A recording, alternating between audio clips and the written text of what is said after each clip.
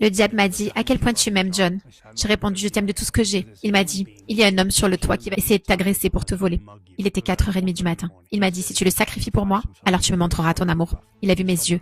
Ils étaient noirs et rouges. Je suis allée l'attraper pour le traîner dans mon appartement. Mais je n'arrivais pas à sortir mes clés de ma poche. J'étais possédée par les démons. J'essayais de tirer de mon appartement parce que je me disais, si je l'emmène dans mon appartement, dans mon placard, juste ici, mon chaudron est là. Le chaudron en fer avec le visage du diable dessus. Alors j'allais sortir le couteau, vider son sang dedans, le verser dans mon chaudron pour que l'esprit puisse marcher sous une forme humaine. Mais il s'est échappé. Et cette nuit-là, je me suis dit, mince, je venais de laisser filer mon premier être humain. Et j'ai raté ça. Il s'est enfui. J'étais tellement déçue. Je suis désolée, diable. Je suis désolée, papa, de t'avoir laissé tomber. Je ne l'ai pas sacrifié. Il a glissé de mes mains trop vite. 2 semaines plus tard, Jésus est apparu. Le diable voulait que vous tuiez cette personne? Oui, en sacrifice. Et qu'est-ce que vous en auriez retiré? Bienvenue dans le podcast Le Réveil, c'est maintenant. Je suis tellement enthousiaste pour cet épisode et pour tout ce que Dieu va faire. Et je suis tellement honorée d'avoir avec moi mon bon ami dans le ministère, mon frère en Christ, John Ramirez, un puissant serviteur de Dieu. Et je suis tellement honorée de vous avoir ici. C'est toujours un honneur d'être ici, chez toi, de passer du temps avec l'apôtre, apôtre. S'il n'aime pas ça, tant pis. Tu as mérité ce titre. Et c'est un honneur. Et tu sais, je te considère comme ma sœur en Christ. Oui, et je le pense du fond du cœur. Je sais qu'on dit tous frères et sœurs. Mais tu es une sœur spéciale pour moi. Merci, John. Tu es vraiment un véritable frère en Christ pour moi. Et je suis tellement reconnaissante pour la manière dont tu as été un vrai frère. Comme une famille en Christ, à mes côtés. Alors merci pour tout ce que tu as fait, pour le corps de Christ et pour moi. Nous sommes dans la même équipe et nous devons rester unis, pas vrai? Exactement. Exactement. Un jour, nous rapporterons le trophée à Jésus. C'est vrai. Eh bien, je suis tellement impatiente de voir ce que Dieu va faire à travers ce podcast et à travers ton témoignage. Ton témoignage est tellement puissant et j'aimerais commencer par cela. Peux-tu partager un peu? Je sais que c'est une longue histoire, mais peux-tu partager? J'étais enfant de cœur, j'étais un bon garçon, je ne faisais rien de mal.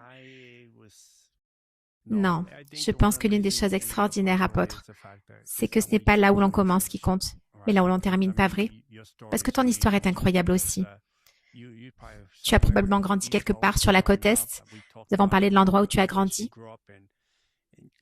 Et tu ne savais pas que Dieu avait aussi un plan et un appel pour ta vie. Moi non plus. J'allais dans les églises démoniaques. Je me suis mariée à Halloween lors d'un mariage démoniaque. Des sorcières et des sorciers sont venus à mon mariage. À l'âge de 7 ans et demi, j'étais sur un terrain vague dans le Bronx. On cassait des vitres avec les voyous du quartier parce que le bâtiment était abandonné et c'était notre passe-temps de casser les vitres. Et depuis le 2e ciel, un collier est tombé à mes pieds. Les 7 puissances démoniaques du royaume des ténèbres. Puis j'ai entendu une voix familière appeler mon nom. Johnny, Johnny, rentre à la maison. C'était la voix de ma mère, mais c'était en réalité un esprit familier qui m'appelait. Quand je suis arrivée devant mon immeuble, j'ai mis le collier. Et moins de 6 mois plus tard, ma mère et ma tante allaient chez une sorcière. Parce que dans notre famille, du côté de mon père, nous venions d'une lignée de sorcières et de sorciers de Porto Rico. Et tout a commencé parce que mon grand-père était un chrétien rétrograde. Il était alcoolique. Et la sorcière de la ville a eu une altercation avec lui. Et elle lui a dit, « Je vais te tuer par la sorcellerie, tu verras. » Et parce qu'il y avait tellement de portes ouvertes dans sa vie, elle a tué mon grand-père par la sorcellerie. Alors ma tante, l'aînée de la famille, a dit, je vais venger sa mort. Elle s'est engagée dans la sorcellerie et a pratiqué la sorcellerie contre cette femme. Puis nous avons déménagé en Amérique. Les portes étaient ouvertes. Et la lignée des sorcières et des sorciers, ainsi que les initiations de la Santeria et du Palo Mayombe sont entrées spirituellement dans notre lignée familiale. Et au milieu de cet ouragan, de cette tempête, j'ai été enrôlée de l'âge de 8 ans jusqu'à l'âge de 35 ans. J'ai participé à la plupart des cérémonies possibles. En tant que sorcier, montant dans les rangs, je dirigeais des régions, je maudissais des quartiers, je faisais des voyages astraux, je buvais du sang humain, les cimetières, les ossements humains. J'avais un chaudron avec les cornes du diable, il pesait environ 70 kilos. J'avais toutes sortes de choses dedans, des os humains. Si j'avais de la terre de cimetière, cela signifiait mort prématurée. Si j'avais de la terre provenant des prisons, je pouvais vous faire incarcérer. Si j'avais de la terre provenant des hôpitaux, je peux vous envoyer à l'hôpital pour des opérations inutiles afin que vous mouriez sur la table d'opération. Si j'avais de la terre provenant d'un asile psychiatrique, je pouvais pratiquer la sorcellerie pour vous faire perdre la raison. Alors j'ai grandi au milieu de toutes ces choses Et je suis devenu le 3e plus haut adorateur du diable de New York pendant 25 ans. Pendant 25 ans, je me suis mariée à Halloween. Je faisais des voyages astro plus souvent que vous ne pouvez l'imaginer. J'ai touché toutes les régions. Je renforçais des quartiers. Je pratiquais la sorcellerie. On me payait pour provoquer des avortements, des fausses couches, pour pratiquer la sorcellerie contre des gens. Je pratiquais la sorcellerie contre... Je me souviens qu'un jour, j'avais un petit chien, un Yorkshire. L'équipe de sécurité de mon quartier est venue frapper à ma porte et m'a dit « Vous avez une amende de $250 pour votre chien. » Je demandais « On est quel jour ?» Il a répondu lundi. J'ai dit « D'ici jeudi, tu n'auras plus de travail. » J'ai pratiqué la sorcellerie contre lui. Il a tout perdu. Il a été accusé à tort de viol sur mineur. Je vivais dans un immeuble et je l'ai déjà partagé. Il a tout perdu. Il a tout perdu. La sorcellerie, cette accusation de viol, fausse accusation.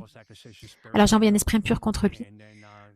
Parce que j'avais des contrats avec les esprits des eaux, des esprits marins, des esprits territoriaux, des esprits des hauts lieux. J'avais des contrats avec Jézabel. Jézabel possède 21 facettes dans le royaume des ténèbres parce que c'est une principauté. J'avais des contrats avec ceux-là. J'avais des contrats avec des démons, avec des esprits familiers, parce qu'il faut des esprits familiers pour tirer les cartes au tarot. J'avais conclu des pactes. Il y a cette projection hors du corps. C'est pour ça qu'ils appellent cela le civil court. Le civil court, c'est en fait le contrat passé entre toi et le démon. Donc si je peux séparer, si je peux annuler ce contrat, le briser par la puissance du Saint-Esprit, le consumer entièrement par le feu du Saint-Esprit, alors je sépare le démon de la personne pendant qu'elle est en train de faire cette projection astrale et il se peut qu'elle ne réussisse pas à réintégrer son corps. J'avais des pactes pour ce genre de choses. Je dirigeais des régions entières, des quartiers, depuis la ville de New York jusqu'à Miami, Cuba, Haïti, puis de retour à New York. Voilà ce qu'était ma vie. J'avais été plongée dans le royaume des ténèbres. Alors parfois quand j'entends des gens dire « J'étais une sorcière », non, tu n'étais pas. Tu as pratiqué certaines choses, mais tu n'étais pas une véritable sorcière. C'est comme la mafia. Alors quand les gens disent qu'ils sont sorciers parce qu'ils utilisent des cartes de tarot, des cristaux, des cartes de tarot, ils pensent être des sorciers, mais en réalité ils ne le sont pas. Non, ils ne font qu'amplifier leur témoignage en pratiquant certaines formes d'activités démoniaques. D'accord, c'est comme la mafia, pas vrai? Je peux dire je suis un mafieux. Et vous me demandez, est-ce que tu as été officiellement initié? Non. Alors tu n'es pas un mafieux. Tu n'as pas été intronisé, tu n'as pas prêté serment. Moi, j'ai été officiellement initié. J'ai eu les cérémonies. Tu vois ici, j'ai les marques sur mon corps. Waouh. Tu vois les marques sur mon corps ici? Il fallait du sang? Oui, il fallait du sang. C'est pour cela qu'il y a ces marques, pas vrai? Ici, la croix renversée. J'ai une croix gravée à l'envers. Sur le sommet de mon front, une croix ici renversée. On la voit à peine, mais elle est à l'envers. Alors oui, il devait y avoir un rituel de sang. Prenez le contrat, le crâne. 17 sorciers sont apparus cette nuit-là. Le diable est apparu. Il chante un chant que je n'ai pas chanté parce que je n'ai pas glorifié le diable de cette manière. Cette chanson, le diable vient, il prend le contrat, il prend le sang, puis vous embrassez le crâne et vous changez de nom. Vous devenez quelqu'un d'autre. Vous n'êtes plus John Ramirez. Mais quand je suis venu à Christ, j'ai retrouvé mon identité, j'ai retrouvé mon nom de famille. Dieu a tout restauré. Tu as mentionné les voyages astraux. À quoi cela ressemblait-il? Qu'est-ce que cela signifie concrètement? Quand je faisais un voyage astral, j'étais escortée par un démon qui me disait quel quartier maudire. Donc si je dormais pendant la journée, je pouvais maudire l'Europe. Donc tu allais réellement dans le monde spirituel? C'est comme si tu y étais vraiment? Tu voyais des endroits en Europe? Oui, des endroits en Europe. Je voyais les gens, je voyais les lieux. Un démon t'y emmenait? Le démon m'y emmenait. Et je maudissais cette région. Je renforçais ce qui était déjà présent. Un esprit de pauvreté, un esprit de sorcellerie, des esprits religieux dans cette région. Je renforçais ce qui devait être renforcé ou je changeais l'atmosphère spirituelle. Alors quand l'Église priait, comme vous par exemple, vous ne pouviez pas rattraper ce qui se passait parce que les atmosphères étaient séparées, étaient changées. Les principautés démoniaques changeaient les atmosphères, passaient d'une région à une autre. Donc quand l'Église fait un jeûne de 21 jours, le monde démoniaque, lui, se prépare déjà depuis décembre. Et nous commençons seulement en janvier. Ils ont déjà un mois d'avance. Alors oui, les voyages astraux, les activités démoniaques. J'avais pour $100 000 d'objets de sorcellerie dans ma maison. Tu avais quoi? $100 000 d'objets de sorcellerie. Des objets de sorcellerie. Des objets qui pouvaient coûter jusqu'à $1000 pièce. Tu dépensais ça pour avoir plus de pouvoir, plus d'autorité, Plus d'autorité illégitime parce que ce n'est pas une vraie autorité. C'est une autorité illégitime. Oui. Plus de pouvoir, plus de... Mais le problème, c'est que j'allais dans des églises démoniaques de 19h jusqu'à 5h du matin. Pendant que les chrétiens vont à l'église 1 heure. Oui. Alors, qui a le plus de puissance? Oui. Moi, j'avais davantage de puissance pour déplacer des choses dans le monde spirituel parce que les chrétiens n'étaient pas formés au combat spirituel. Donc, si je tombais sur quelqu'un comme toi, là, j'avais un vrai combat entre les mains. Parce que l'onction et l'autorité que tu portes sont réelles. Alors, pour pouvoir t'atteindre, je devais trouver une minuscule fissure de la taille d'un cheveu dans ton armure, parce que tu étais une force avec laquelle il fallait compter dans le monde spirituel. Mais les autres étaient comme une bande de petits gâteaux. L'heure du goûter. Waouh. Tu comprends cette partie. J'ai vécu cela pendant 25 ans de ma vie entière. 25 ans. Dieu a mis longtemps avant de venir me chercher. Et tu sais ce qui me brise le cœur? Ce qui m'a vraiment brisé le cœur? Quand j'avais 8 ans, dans la cour de l'école, quelqu'un prêchait l'Évangile. L'Évangile était prêché, le pasteur est descendu de l'estrade et il priait pour beaucoup de personnes. Je voyais les gens tomber en arrière. Je me demandais, mon Dieu, qu'est-ce qui arrive à cette personne et celle-là? Il a prié pour presque tout le monde dans la cour. Mais lorsqu'il est arrivé devant moi, il m'a regardé. Il s'est détourné et il est parti. Et je suis rentrée chez moi en me disant, Jésus ne m'aime pas. Et à partir de ce moment-là, le diable m'a complètement pris. Et la personne qui a dirigé ma cérémonie démoniaque était le bras droit de Fidel Castro dans la sorcellerie à Cuba. Waouh, oui. Waouh. Alors oui, j'étais officiellement initiée. Mais aussi, aujourd'hui, beaucoup de chrétiens. Écoutez, je célèbre chaque salut. Ne vous méprenez pas. Même si Dieu vous a sauvé d'un simple orteil cassé. Je célèbre cela.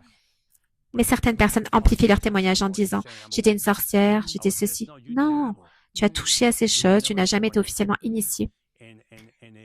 Et cela n'apporte pas la vérité sur ton identité, sur ce que Dieu a réellement fait pour toi. Et aujourd'hui, pour ma part, cela faisait longtemps que je suivais Jésus. Et je disais, Seigneur, qu'est-il arrivé au peuple de Dieu? N'avons-nous pas davantage de personnes pour pratiquer la délivrance? Et gloire à Dieu. Il a suscité un groupe de personnes. Et je me souviens, quand je te voyais faire ton truc dans le parc, avec les gens qui tombaient, et moi je me disais, je veux son onction. 1, 2, 3. Donne-moi celle-là. Moi je suis là. 22, 23, 24. Est-ce que tu sors? 25, 26. Allez, je perds mon temps. Mais tu sais, je me réjouis et je suis tellement bénie d'être ici. Je suis tellement bénie de faire partie de ce que tu fais, de ton ministère, parce que je suis ton ministère et c'est un honneur. Je sais que cela n'a pas été facile pour toi non plus, d'arriver là où tu es aujourd'hui, parce que je sais que les chrétiens peuvent être durs. Oui, oui. Alors, je voulais partager cette partie-là. Mes projections astrales étaient tellement efficaces, j'étais tellement dangereux en faisant des projections astrales quand je sortais de mon corps. Quand j'étais hors de mon corps, quand j'étais là-haut dans les airs, je ressentais les régions dans lesquelles j'entrais, je ressentais l'atmosphère dans laquelle j'étais. Et avant même de revenir dans mon corps cette nuit-là, avant le lever du soleil, je savais que j'avais accompli tout ce que je devais faire. Parce qu'avec les voyages astraux, on ne peut pas rester dehors après le lever du soleil. Il y a quelque chose dans le fait que les ténèbres et la lumière ne se mélangent pas. Alors il fallait revenir dans son corps. Il y a une nuit, je faisais des projections astrales. Je dirais que ça faisait environ 20 ans que je faisais des projections astrales. 20 ans. Je dirais qu'il y a 2 ou 3 fois où j'ai été stoppée. Parce qu'il y avait ce que les chrétiens appellent des sentinelles sur la muraille. Des gens qui veillaient sur la région, sur les quartiers. Et moi, à l'époque, je ne savais pas ce que cela signifiait. Je n'étais pas chrétien et je ne comptais pas le devenir. Alors, pendant un voyage astral, j'étais arrivée dans ce quartier. J'allais atterrir dans ce quartier parce que les 4 coins du quartier représentent toujours le nord, le sud, l'est et l'ouest de la région. J'étais en train de descendre pour atterrir aux 4 coins du quartier. Et alors que je descendais et que je m'apprêtais à atterrir, et j'ai vu un groupe de personnes dans un coin. Dans un coin, main dans la main. Alors j'ai compris ce que cela signifie. L'unité, la puissance, l'accord dans la prière. Ils se tenaient les mains. Et j'étais choquée. Je me suis dit, mais d'où sortent ces gens? Je savais qu'ils étaient chrétiens. Parce qu'ils étaient habillés bizarrement, ils portaient de longues robes, ils n'avaient aucun style, les cheveux attachés en chignon. Mais ils savaient prier. Ils se sont pris par la main et ont commencé à prier. Et ils m'ont chassé du quartier. Alors, je suis repartie. J'ai repris mon voyage astral. J'étais probablement à la hauteur d'un lampadaire au-dessus d'eux, en train de les regarder d'en haut, essayant de les maudire. Mais les malédictions que je lançais contre eux ne pénétraient pas. Ils avaient une armure que je ne pouvais pas toucher. Et ils criaient, ils me chassaient. Je ne pouvais pas résister à la puissance qu'ils avaient activée. Alors je devais partir.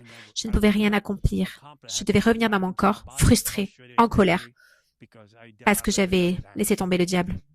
J'avais déçu le diable.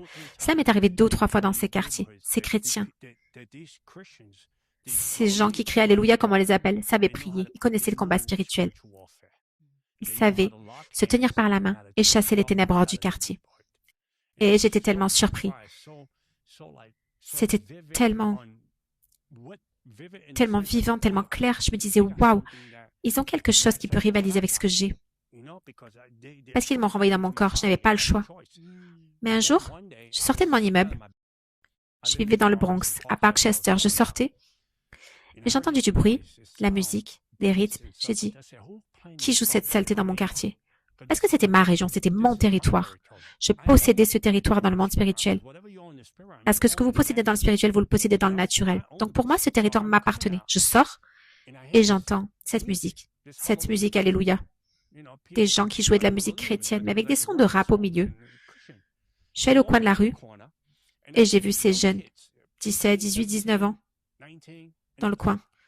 Ils appelaient ça des drive-bys. C'était l'équipe de Nicky Cruz. Ça s'appelait Trousse, je crois. C'est comme ça qu'ils les appelaient. Moi, je ne connaissais pas toute l'histoire de Nicky Cruz, alors je me suis retournée, je les ai regardés et je suis arrivée au coin. J'étais déjà à moitié possédée par un démon. Mes yeux étaient rouges. J'étais à moitié démonisée parce que je savais comment basculer, comment changer d'état. En plus des voyages astraux, je savais me transformer et apparaître chez quelqu'un comme un loup pour mettre la peur dans sa maison et maudire son foyer. Je savais faire tout cela. Un loup? Un loup. Les yeux rouges? Tu pouvais devenir un loup? Oui, je pouvais devenir un loup. Je maîtrisais cela. Les gens voyaient un loup, mais c'était toi? C'était moi. Mais tu changeais de forme? Oui, une métamorphose. Et d'où vient le loup? C'est seulement une illusion? Non, c'est un contrat avec le démoniaque. Ça s'appelle Doggy. On marche à 4 pattes. Vous obtenez ça quand vous pratiquez la palo mayombe avec les scarifications. Ça s'appelle Doggy. Un Doggy, c'est marcher comme un chien. Donc ce n'est pas vraiment un loup, mais les gens le voient comme un loup. Les puissances démoniaques sont tellement fortes que cela ressemble à cela. Exactement à un loup. Cela se manifestait. J'avais ce contrat qui me permettait de faire cela. Je l'ai fait de nombreuses fois dans la maison des gens. J'entrais chez vous sans que vous le sachiez. Je venais chez vous, je me disais c'est votre maison, je me transformais en loup la nuit. Vous me voyez, les yeux rouges. Et vous perdiez la tête. La peur venait sur vous, le traumatisme venait sur vous, cela vous fragmentait. Puis je partais, vous ne saviez même pas que j'étais partie, vous n'entendiez pas la porte se déverrouiller, ni se verrouiller. Je partais. Et quand j'ai vu ce groupe de jeunes, c'était incroyable. Quand je suis venue pour les maudire, un mur de feu est descendu sur eux. Ils avaient 17, 18 ans. Un mur de feu est descendu sur eux et je ne pouvais pas les toucher. Et j'ai senti que ce qu'ils portaient revenait contre moi. Cela m'a frappé très fort dans la poitrine. C'était le Saint-Esprit, je le sais maintenant. Le Saint-Esprit m'a frappé si fort dans la poitrine. J'avais le cœur endurci. Parce que dans la sorcellerie, vous ne pouvez pas avoir de conscience. Il y a des choses que vous faites que vous ne pourriez pas faire si vous aviez une conscience.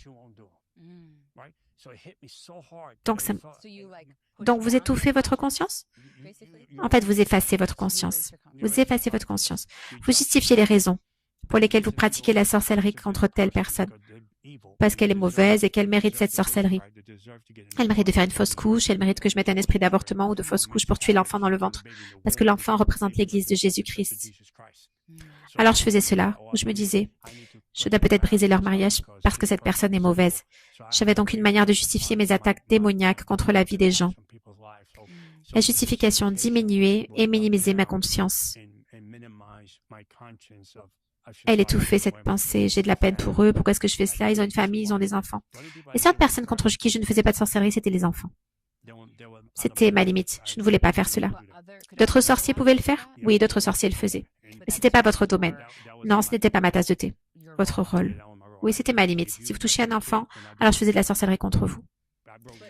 Mais vous auriez pu choisir de le faire? Oui.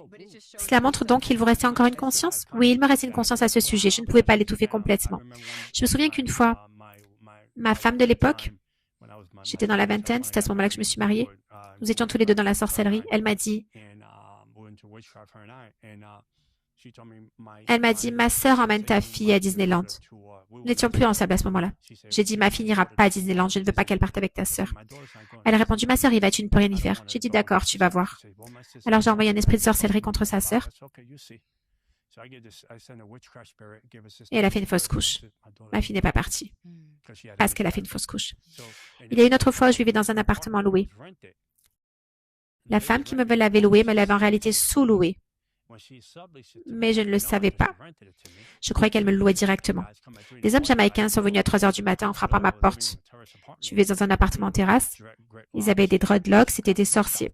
Ils ont frappé à ma porte et ont dit « Hé, c'est notre appartement. Tu as 24 heures pour partir. » J'ai dit « Vous savez qui je suis ?» Ils ont répondu « Non, on ne sait pas. » J'ai dit « Je suis le fils du diable et vous allez voir qui je suis. » Vous allez voir. Je vous promets que vous saurez qui je suis. Vous ne frapperez plus jamais à cette porte. Ils sont partis. J'ai pris des ossements humains. J'ai pris mon chaudron. J'ai appelé ma tante. J'ai fait de la sorcellerie contre eux et contre cette femme. J'ai vécu dans cet appartement pendant 1 an sans payer de loyer. Ils ne sont jamais venus chercher le loyer. Wow. Et le diable m'a dit que 2 personnes avaient été décapitées. Wow. Et la femme, une semaine après mon départ, j'avais dit à ma femme de l'époque, il faut qu'on parte parce qu'on ne paie pas de loyer ici. Alors nous avions économisé l'argent et nous avons déménagé. Une semaine plus tard, cette femme ramassait des bouteilles vides dans la rue parce que j'avais brisé sa conscience dans le monde spirituel. Elle ne connaissait plus son identité, elle avait perdu son identité. On aurait dit qu'elle souffrait de démence. Elle ramassait des bouteilles dans la rue. Elle n'est jamais revenue à cause de la sorcellerie que j'avais pratiquée contre elle. J'étais un monstre. Et ensuite, avec les gens de Nicky Cruz, le Saint-Esprit m'a frappé si fort dans la poitrine. Il a brisé l'inconscience de mon cœur. Et j'ai commencé à pleurer pour la première fois. Je ne comprenais pas.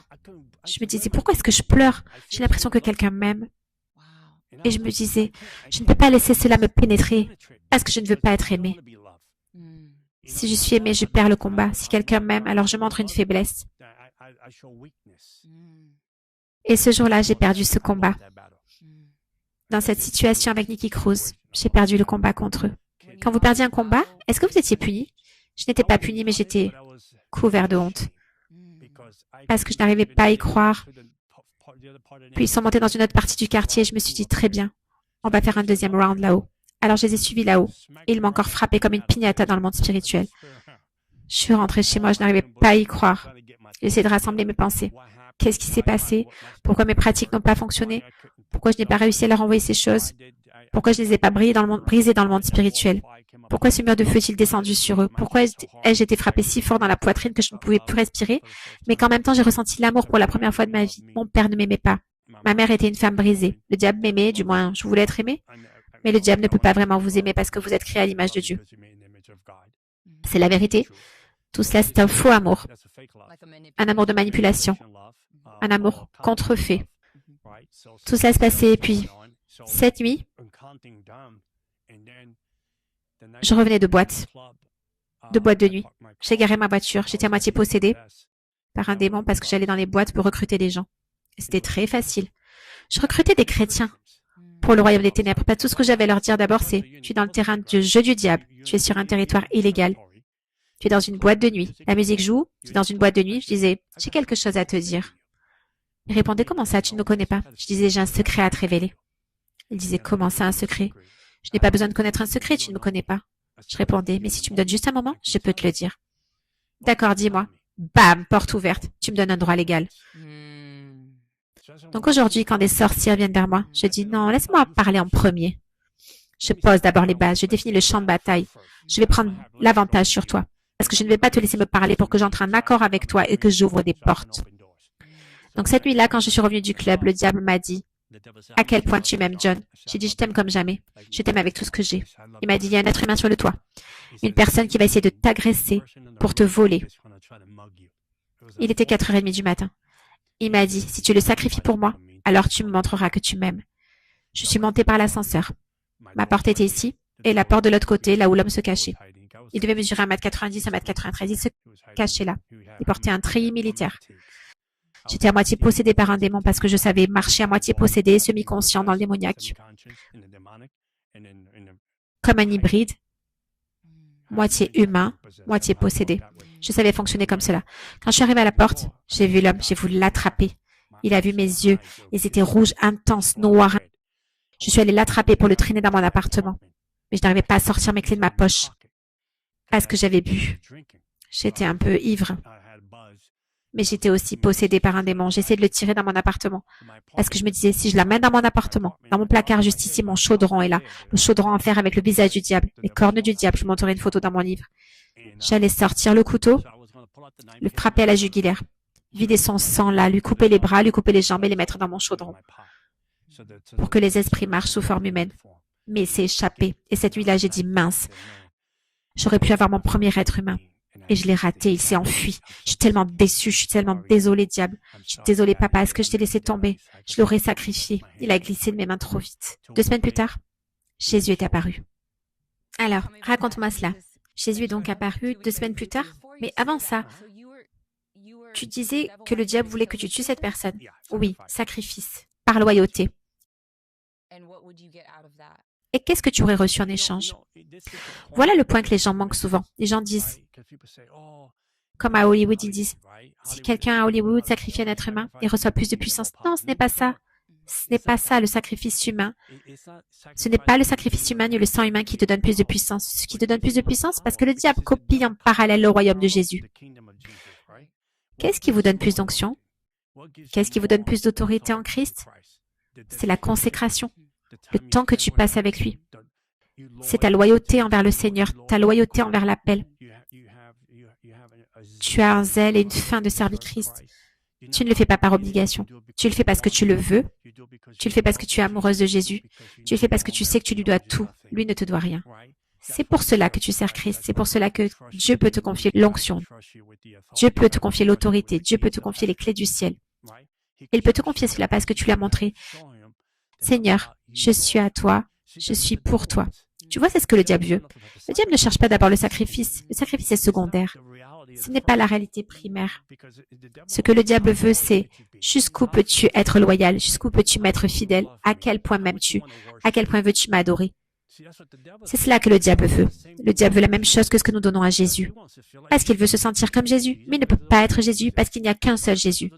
C'est donc ce que le diable m'a montré cette nuit-là. Si tu m'aimes, si tu m'es dévoué, qu'es-tu prêt à faire pour moi, pour me le prouver? Alors sacrifie cette personne. C'est ce qu'ils font à Hollywood. J'ai même défié Marilyn Manson. J'ai fait une délivrance sur sa petite amie. Elle a été délivrée, elle a quitté la maison. Et je lui ai dit, écoute, je viens à New York, mais je peux te rencontrer en Californie quand tu veux. On verra qui reçoit une grande onction. J'ai aussi envoyé un livre à Charles Manson. Je lui ai dit, je viendrai en prison et je viendrai t'imposer les mains si tu veux. Je suis juste un chrétien fou, je suis comme toi. Tu vas partout, tu imposes les mains aux gens, tu fais simplement ce que Dieu t'a appelé à faire. Et je pense que la chose que nous avons en commun, toi et moi, c'est que nous avons tellement vu Jésus agir que nous ne doutons pas. Donc cette nuit-là, le diable voulait cela de moi. Mais je n'ai pas pu lui donner parce que l'homme s'est échappé. 1 semaine plus tard, je regardais Jerry Springer à la télévision.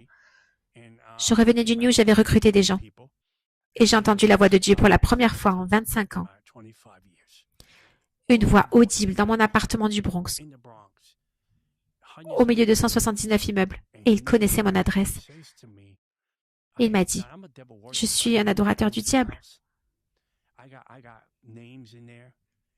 J'ai des noms dans un chaudron. J'ai des ossements humains chez moi.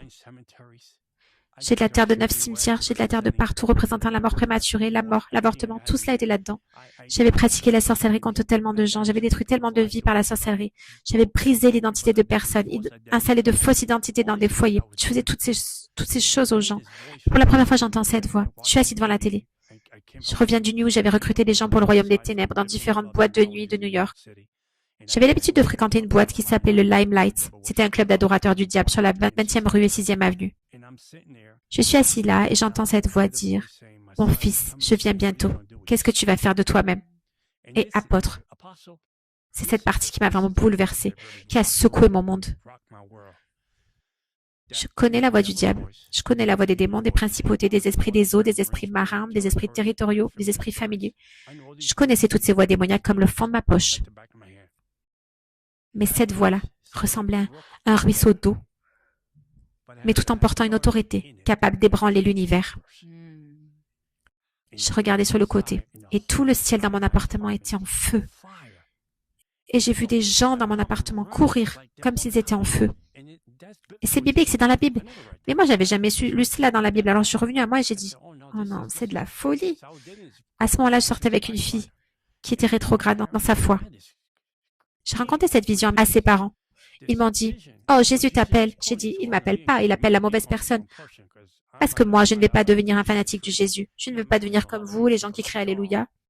Et l'église, c'est clairement pas mon truc. Donc, je n'irai pas dans un bâtiment d'église.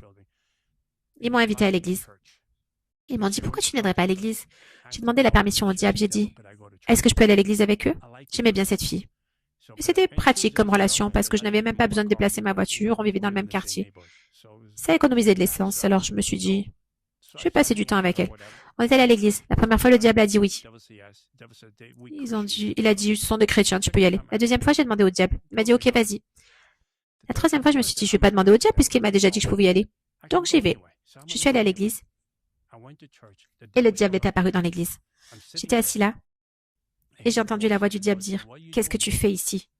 J'ai répondu, comment ça? Je croyais que c'était d'accord. Il a dit, tu ne m'as jamais demandé. Alors à ce moment-là, le pasteur fait un appel à l'hôtel, sorti de nulle part. Un appel à l'hôtel complètement inattendu, en plein milieu du service. Pas à la fin, au milieu du service. Je me suis dit, si je cours là-haut, le diable aura peur de monter jusque-là. Alors j'y suis allée. Je voulais pas être sauvée, je suis montée pour faire fuir cette voix. Il y avait toute une laine de personnes. Quand le pasteur est arrivé à moi, il y avait 11 ou 12 personnes alignées. Moi, j'étais à peu près le 11e. Il est venu vers moi, il a essayé de prier pour moi. Il m'a demandé, veux-tu recevoir Jésus comme ton Seigneur et Sauveur? Et là, toutes sortes de grossièretés sont sorties de ma bouche. Je l'ai attrapé par le cou, j'avais le diable en moi. Je l'ai soulevé dans les airs. Il pendait. Cet homme pesait environ 105 kilos, je le tenais d'une seule main. Les pieds dans le vide, en train de devenir violet. Des gens sont venus et l'ont arraché de mes mains. La semaine suivante, je suis retournée à l'église. J'ai étranglé son frère. Son frère. J'étais possédée par un démon, j'ai attrapé par la cravate. J'ai dit, c'est fini toutes ces histoires d'église, pour moi, je ne reviendrai pas. Une semaine plus tard, j'étais assise sur mon lit. C'était une nuit d'octobre. Tout cela se passait en octobre. J'étais assise sur mon lit et pour la première fois de ma vie, je me sentais déprimée. Moi, j'étais quelqu'un de très heureux. Je ne suis pas venue à Jésus parce que j'étais déprimée ou parce que je voulais me suicider. Je n'avais rien de tout cela. Je vivais la vie d'Aloca. J'étais dans tous les clubs, dans toutes les boîtes. Je buvais les meilleurs vins, je fréquentais les belles personnes. Je vivais la belle vie. Et pour la première fois, je me sentais déprimée. Parce que le diable me tirait d'un côté et Jésus-Christ me tirait de l'autre. J'étais entre deux mondes. Alors, je me suis assise sur mon lit cette nuit d'octobre. J'avais une liste de personnes contre lesquelles j'allais pratiquer la sorcellerie. Parce que le mois d'octobre est le mois de la sorcellerie. Du mois d'octobre jusqu'au 1er novembre, le jour des morts. Et ensuite, décembre est aussi important pour le monde démoniaque. Parce que le monde démoniaque comprend qu'il faut finir l'année en force. Donc, octobre, le 1er novembre et décembre sont les périodes les plus importantes pour la sorcellerie. Ce sont les hautes saisons de la sorcellerie. Alors, j'étais assise sur mon lit, sans vraiment penser à quoi que ce soit. J'ai senti une présence dans la pièce. J'ai dit, je ne sais pas qui tu es, mais je vais te le dire tout de suite, franchement, je ne vais pas te servir.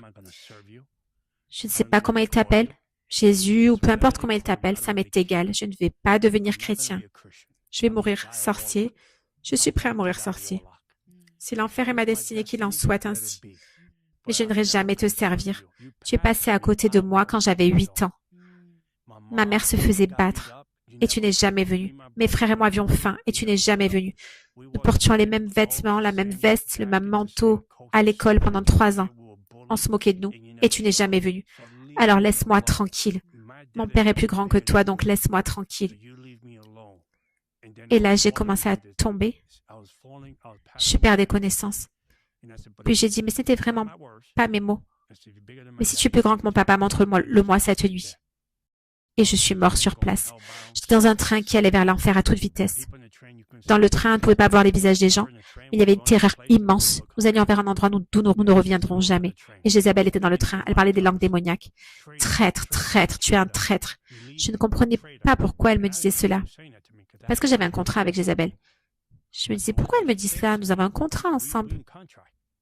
Le train a percuté l'enfer. Apôtre, tout a explosé. Quand c'est arrivé, quand je suis sortie dans l'enfer, je te le dis, le sol de l'enfer respirait comme une personne.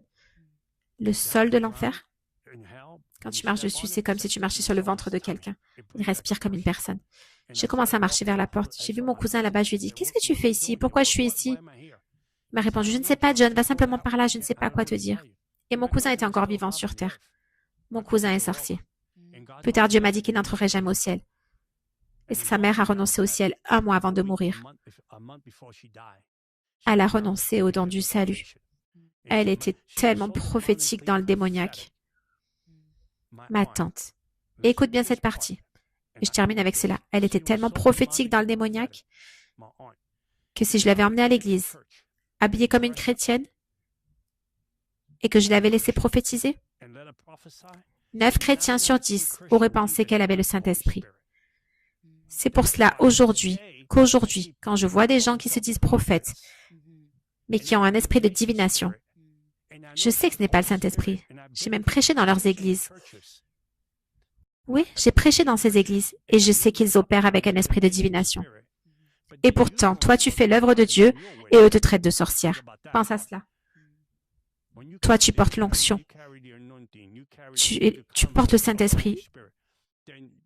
Et ils disent que tu ne l'as pas, mais que eux, ils l'ont. Et moi, je me dis, non, vous ne l'avez pas parce que j'ai côtoyé l'esprit de divination pendant 25 ans.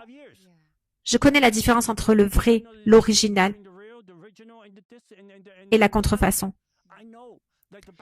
Je connais ça comme le fond de ma poche. Alors quand tu prophétises et que tu dis telle chose aux gens et que tu leur dis telle autre chose, moi j'ai fait la même chose avec mes propres paroles, les mêmes techniques, les mêmes stratégies que j'utilisais dans le royaume démoniaque.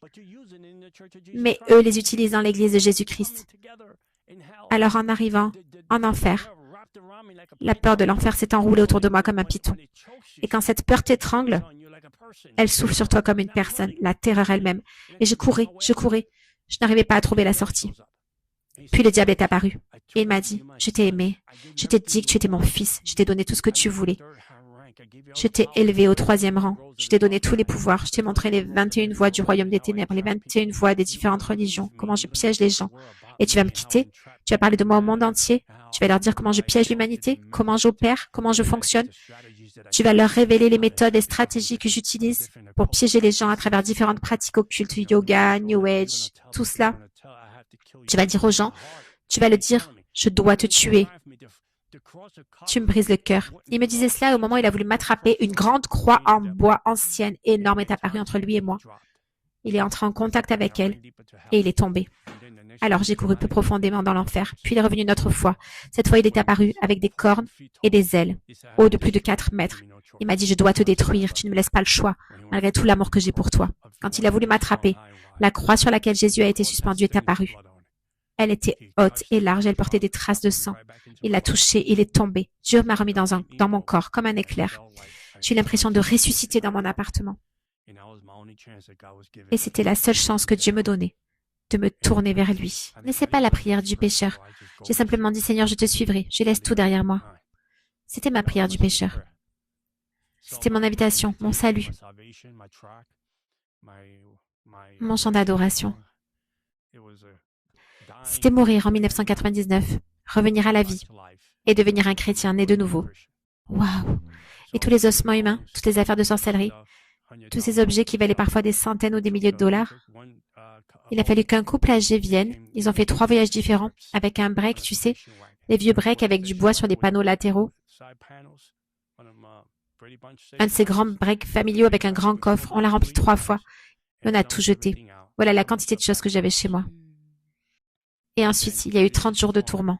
Les démons sont venus pour me torturer, pour me tourmenter. Je dormais le jour pour pouvoir combattre la nuit et rester éveillé. Ils essayaient de m'arracher, moi et mon âme, hors de mon corps. Ils tiraient mes jambes hors du lit. Parce que la sorcellerie venait de partout. Ils disaient, il doit mourir, parce que s'il ne meurt pas, il va tout révéler à tout le monde, sur le royaume démoniaque, sur notre manière de fonctionner. Au bout de 30 jours, le tourment s'est arrêté.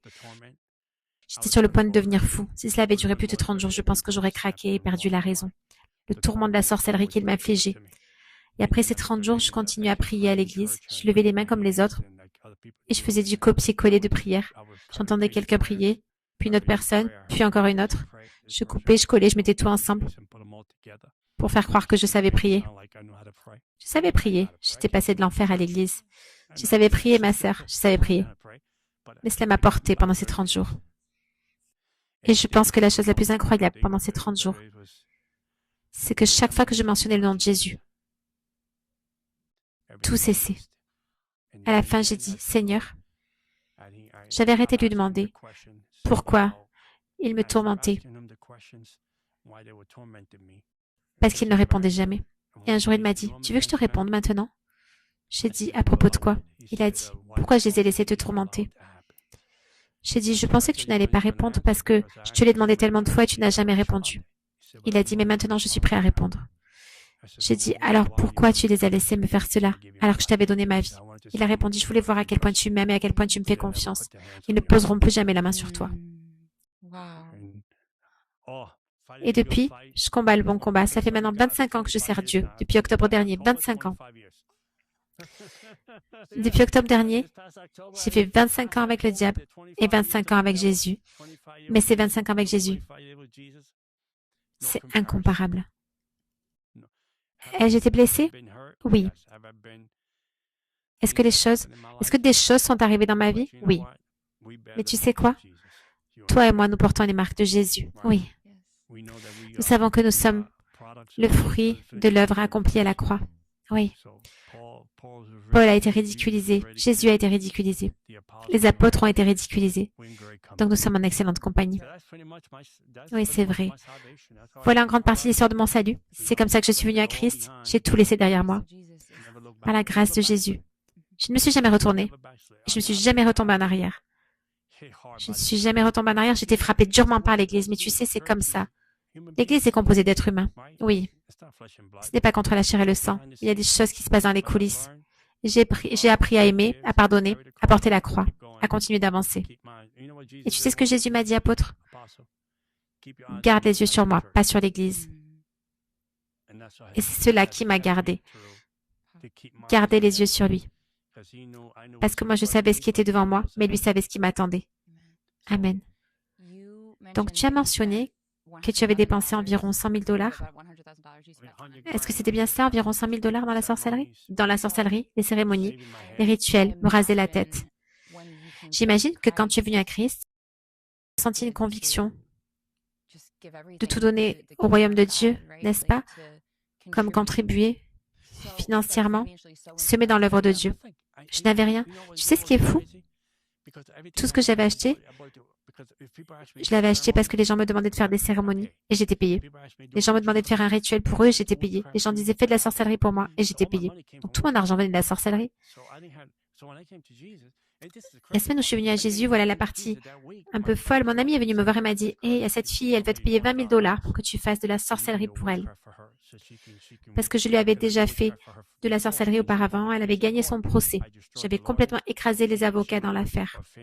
Elle travaillait pour un grand magasin très connu dans le rayon chaussures et baskets et elle risquait la prison parce qu'elle avait volé une grosse somme d'argent. J'ai pratiqué la sorcellerie sur toutes ces personnes. Elle n'est jamais allée en prison, mais elle a été emprisonnée spirituellement. Pas physiquement, mais spirituellement, parce qu'elle avait passé des contrats avec des démons sans même comprendre dans quoi elle était entrée. Alors ils sont revenus et ils ont dit 20 000 $. Ils ont dit cette semaine tu peux faire la sorcellerie, tu as 20 000 $ en liquide. J'ai répondu je ne peux pas faire ça. Il a dit qu'est-ce que tu veux faire? J'ai dit je suis chrétien maintenant. Il a dit John, arrête de jouer avec moi, tu n'es pas chrétien mec, t'es fou, ne dis pas ça. J'ai répondu si, j'ai donné ma vie à Jésus. Il a dit pas possible, toi, parmi toutes les personnes, incroyable.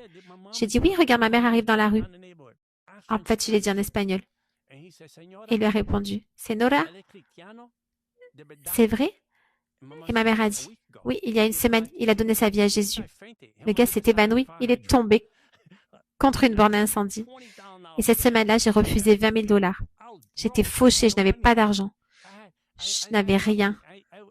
Franchement, quand j'avais 20 $ dans ma poche, apôtre, je faisais durer ce billet au maximum. Je mangeais une pizza, 2 parts seulement. J'allais dans les restaurants chinois de New York avant 16 heures pour les menus spéciaux. Cette petite boîte de nourriture me durait 2 jours. 5 ailes de poulet, tu vois. Mais avec le temps, alors que Dieu t'a élevé, il a pourvu à tes besoins, j'imagine. Oui, cela a pris du temps. Mais tu sais, je ressens vraiment ceci tellement de croyants ne sont pas généreux envers le royaume de Dieu. Et c'est choquant de voir à quel point dans le monde démoniaque, les gens sont prêts à dépenser énormément d'argent pour le diable et son royaume. Des centaines de milliers de dollars. Les gens avec qui j'étais dans l'occultisme, dans le milieu où j'évoluais, allaient jusqu'à contracter des prêts de 20 000 ou 30 000 dollars pour les donner au diable. Et aujourd'hui, quand tu dis à l'église, peut-on faire une levée de fonds? Peut-on faire ceci? Personne ne veut mettre la main à la poche. Personne ne veut faire confiance à Dieu. Mais Dieu m'a donné une place dans le royaume. À une époque, je touchais même les aides sociales pour invalidité. Et je donnais la dîme dessus. Puis Dieu m'a donné un travail. Je livrais des cheesecakes à Manhattan. J'en faisais tomber partout. Et je donnais aussi cet argent-là parce que je me disais, Seigneur, je te donne tout. Et le premier cadeau que Dieu m'a donné, j'habite à 10 minutes de Central Park à pied. J'ai un appartement à New York. Juste là. Sur York Avenue. Aujourd'hui, cet appartement vaut environ 5 000 dollars par mois. Et Dieu me l'a donné de manière surnaturelle. Il m'a sorti de cette région de sorcellerie et m'a placé à New York en 2000. Aujourd'hui, la valeur locative de mon appartement est de 5 000 à 5 500 dollars par mois. Et moi, je paye seulement 700 dollars par mois. Et j'y vis depuis 25 ans. Quand j'ai commencé, je payais 365 dollars. Concierge intérieur, salle de sport intérieure, tout. Et j'étais tellement généreux pour donner au royaume, pour bâtir le royaume, pour bâtir la maison de Dieu, parce que j'avais donné tellement au diable. J'ai donné 100 000 dollars au diable, j'ai donné mon temps au diable. J'allais aux réunions, j'allais à l'église démoniaque. Je faisais tout cela. Alors je me suis dit, combien plus puis-je donner à Christ? Alors quand il y a un besoin, quand quelque chose doit être fait, il m'est arrivé de laisser des milliers de dollars en disant, Seigneur, Seigneur, je laisse cela ici, je sème cela ici. Oui, pourquoi? Parce que je vais être digne de confiance. Et je pense qu'aujourd'hui, les adorateurs du diable font honte à la maison de Dieu parce qu'ils donnent d'une manière que beaucoup dans l'Église ne donnent pas. Les gens s'endettent de 30 000 à 40 000 dollars pour faire des cérémonies sur leur corps afin de monter dans les rangs du monde démoniaque. La santeria prétend être l'adoration des saints, mais ce n'est pas l'adoration des saints, c'est l'adoration des démons derrière tout cela.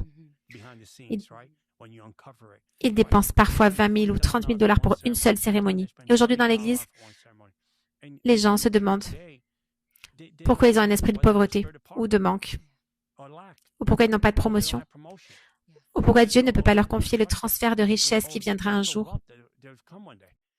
Pourquoi? Parce qu'ils ne veulent pas se sacrifier, ils ne veulent pas donner. Et moi, je dis, pourquoi? Quand Dieu m'a donné autant, je n'arrive même pas à comprendre ce qu'ils disent. Moi, je ne donne pas la dîme parce que nous sommes sous la grâce. Je réponds, si sous la loi, les gens donnaient la dîme, combien plus vous devriez donner à Dieu sous la grâce? Amen. La Bible dit qu'un royaume divisé contre lui-même ne peut pas tenir debout.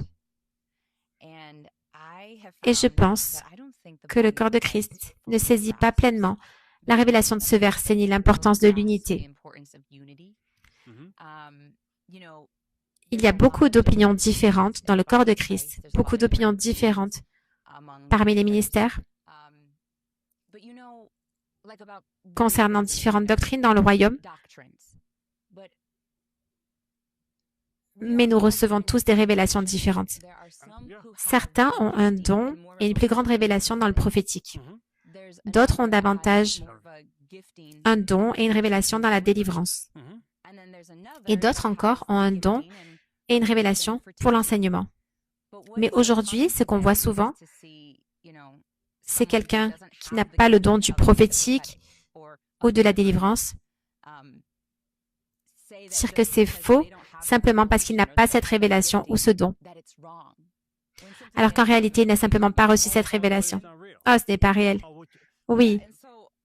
Alors j'aimerais que tu partages les ruses de l'ennemi pour diviser, pour semer la division dans le corps de Christ. Eh bien, laisse-moi te donner un exemple. Je le vois sur YouTube. Je vois ce que Dieu fait dans ta vie. C'est authentique, c'est réel. C'est réel. Je sais reconnaître cela. J'ai vécu dans le royaume démoniaque pendant 25 ans. Je connais les esprits démoniaques. Je sais comment ils opèrent, comment ils fonctionnent. Je connais leurs méthodes, leurs stratégies, leurs blocages, leurs retards. Je connais ça comme le fond de ma poche. C'est comme vivre dans un pays pendant 25 ans. Comment pourrais-tu vivre dans un pays sans connaître sa culture, sa langue, sa manière de fonctionner? Moi, j'ai vécu dans le monde démoniaque pendant 25 ans. Je sais comment le monde démoniaque. Le diable est un influenceur. C'est pour cela que je n'aime pas cette culture des influenceurs sur YouTube. Les gens disent, oh John, non, je vais dire la vérité. Soit tu as été appelé par Christ, comme toi, tu as été appelé par Christ, soit tu es un influenceur. Et le diable aime les influenceurs. Parce que le diable a influencé les anges à se rebeller contre Jésus dans le ciel. Ça, c'est de l'influence. Et ces influenceurs démoniaques sur YouTube qui se disent chrétiens, ce sont souvent eux qui amènent toute cette division. Et ensuite, ils disent, j'expose simplement les choses. La Bible dit d'exposer. Non, tu n'exposes rien du tout. Tu agis comme un idiot. Tu es jaloux. C'est un esprit de jalousie, un esprit d'envie que le diable a mis sur toi. Le diable t'a couvert de cela.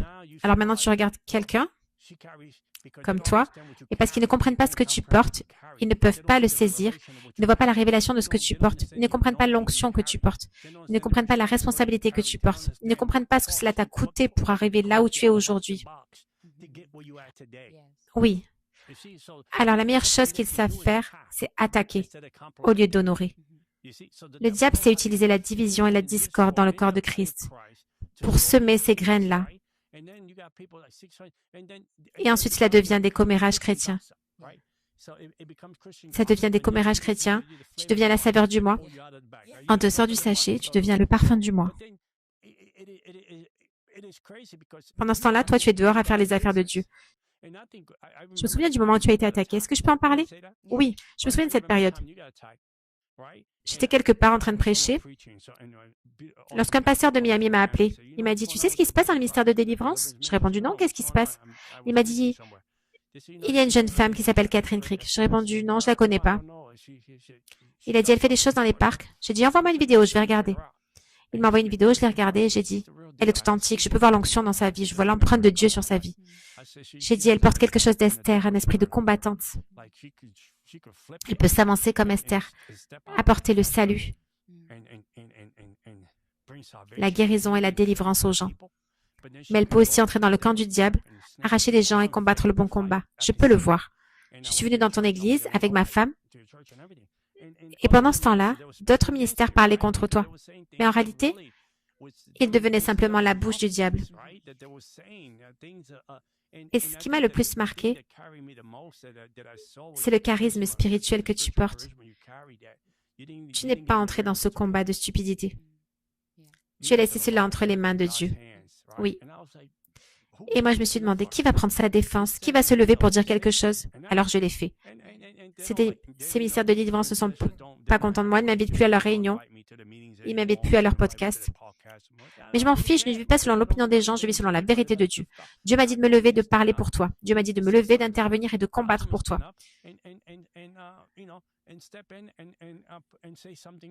Dieu m'a dit cela. Je n'allais pas rester sur le côté à faire semblant. C'est pas mon ministère. Non, nous sommes une équipe, nous sommes partenaires. Nous sommes l'équipe de Jésus. Nous allons ramener ce trophée à la maison, au Seigneur. Que tu gagnes 1 million d'âmes et que tu chasses 1 million de démons et que moi je n'en chasse que 50 000, ça m'est égal, nous sommes dans la même équipe. Parce que quand Billy Graham arrive au ciel, lui qui a gagné plus d'âmes que n'importe qui d'autre, et après lui, le second, c'est Nicky Cruz. Quand ils arrivent au ciel, Dieu ne va pas dire « Gabriel, sors la calculatrice. C'est bien, bon et fidèle serviteur. Entre dans la joie de ton Seigneur parce que tu as couru la course et terminé le parcours. C'est pareil avec toi. C'est pour ça que je peux être assis aujourd'hui ici avec toi. Je suis bouleversée d'être ici dans ta maison parce que je vois l'humilité, je vois Christ en toi. David Wilkerson m'a dit le soir où je suis rentrée chez moi pour la première fois, je vois Jésus en toi. Et moi aussi, ma sœur, je vois Jésus en toi. Je vois ce que Dieu fait dans ta vie. Je vois les moments de Dieu dans ta vie. Je vois des gens transformés parce que Catherine Crick a répondu à l'appel. Tu as décroché le téléphone. Quand Jésus t'a appelé, tu as dit, oui Seigneur, que veux-tu? Et il t'a dit, j'ai besoin de toi. J'ai un grand travail pour toi. Et tu as répondu, d'accord Seigneur, je ferai de mon mieux. Et ensuite, les gens détestent cela, ils critiquent cela. Mais c'est ce qui se passe aujourd'hui dans le corps de Christ et cela continue. Puis tu as 600 000 personnes qui te suivent, mais tu portes un esprit de commérage. Tu n'iras pas au ciel avec cela. Tu apportes le commérage, la division, la discorde et les jugements. Tu n'iras pas au ciel avec cela.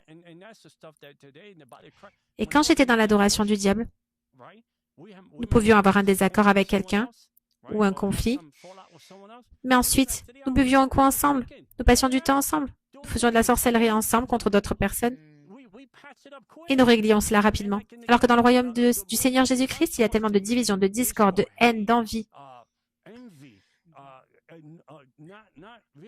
Et beaucoup ne voient pas les choses dans le monde spirituel.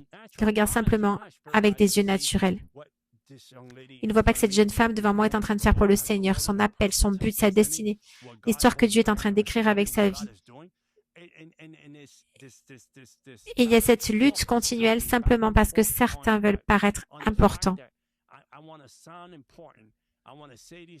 Ils veulent utiliser ton nom pour se rendre importants eux-mêmes. Mais cela n'est pas centré sur Christ. Cela n'est pas le ministère. Et ce n'est pas l'amour dont Dieu parle quand il dit «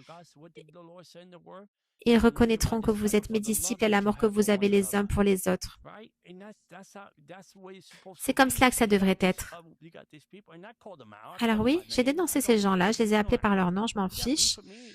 Si c'est un problème avec moi, qu'ils m'écrivent. Je peux aller les voir, ça ne me dérange pas. Parce que malgré tout, j'aime encore leur ministère, j'aime encore ces personnes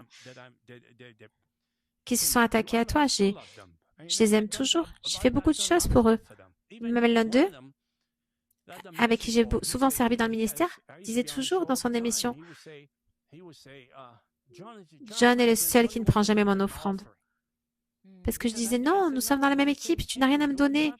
Nous faisons cela ensemble. Et aujourd'hui, nous ne nous parlons plus. Et tout cela simplement parce que je me suis levée pour défendre la vérité de Jésus-Christ et le fait que la main de Dieu est sur ta vie, ma sœur. Et je le referai encore. Je continuerai de le faire. Parce que plus l'onction est grande, plus l'appel est grand, plus les critiques sont grandes. Merci John, je suis tellement touchée. C'est comme ça. Je prie que Dieu te bénisse et t'élève. Dieu élève les humbles. Et c'est cela qui se passe. Plus tu montes, plus les critiques augmentent. Oui. Quelle est exactement la stratégie du diable? Est-ce qu'il cherche vraiment à diviser le corps du Christ? Oui, exactement. C'est pas difficile. Oui, exactement. Parce qu'un royaume divisé contre lui-même ne peut pas tenir. Cela affaiblit l'autorité. Cela affaiblit l'onction de la personne qui commet cette atrocité spirituelle contre notre croyant.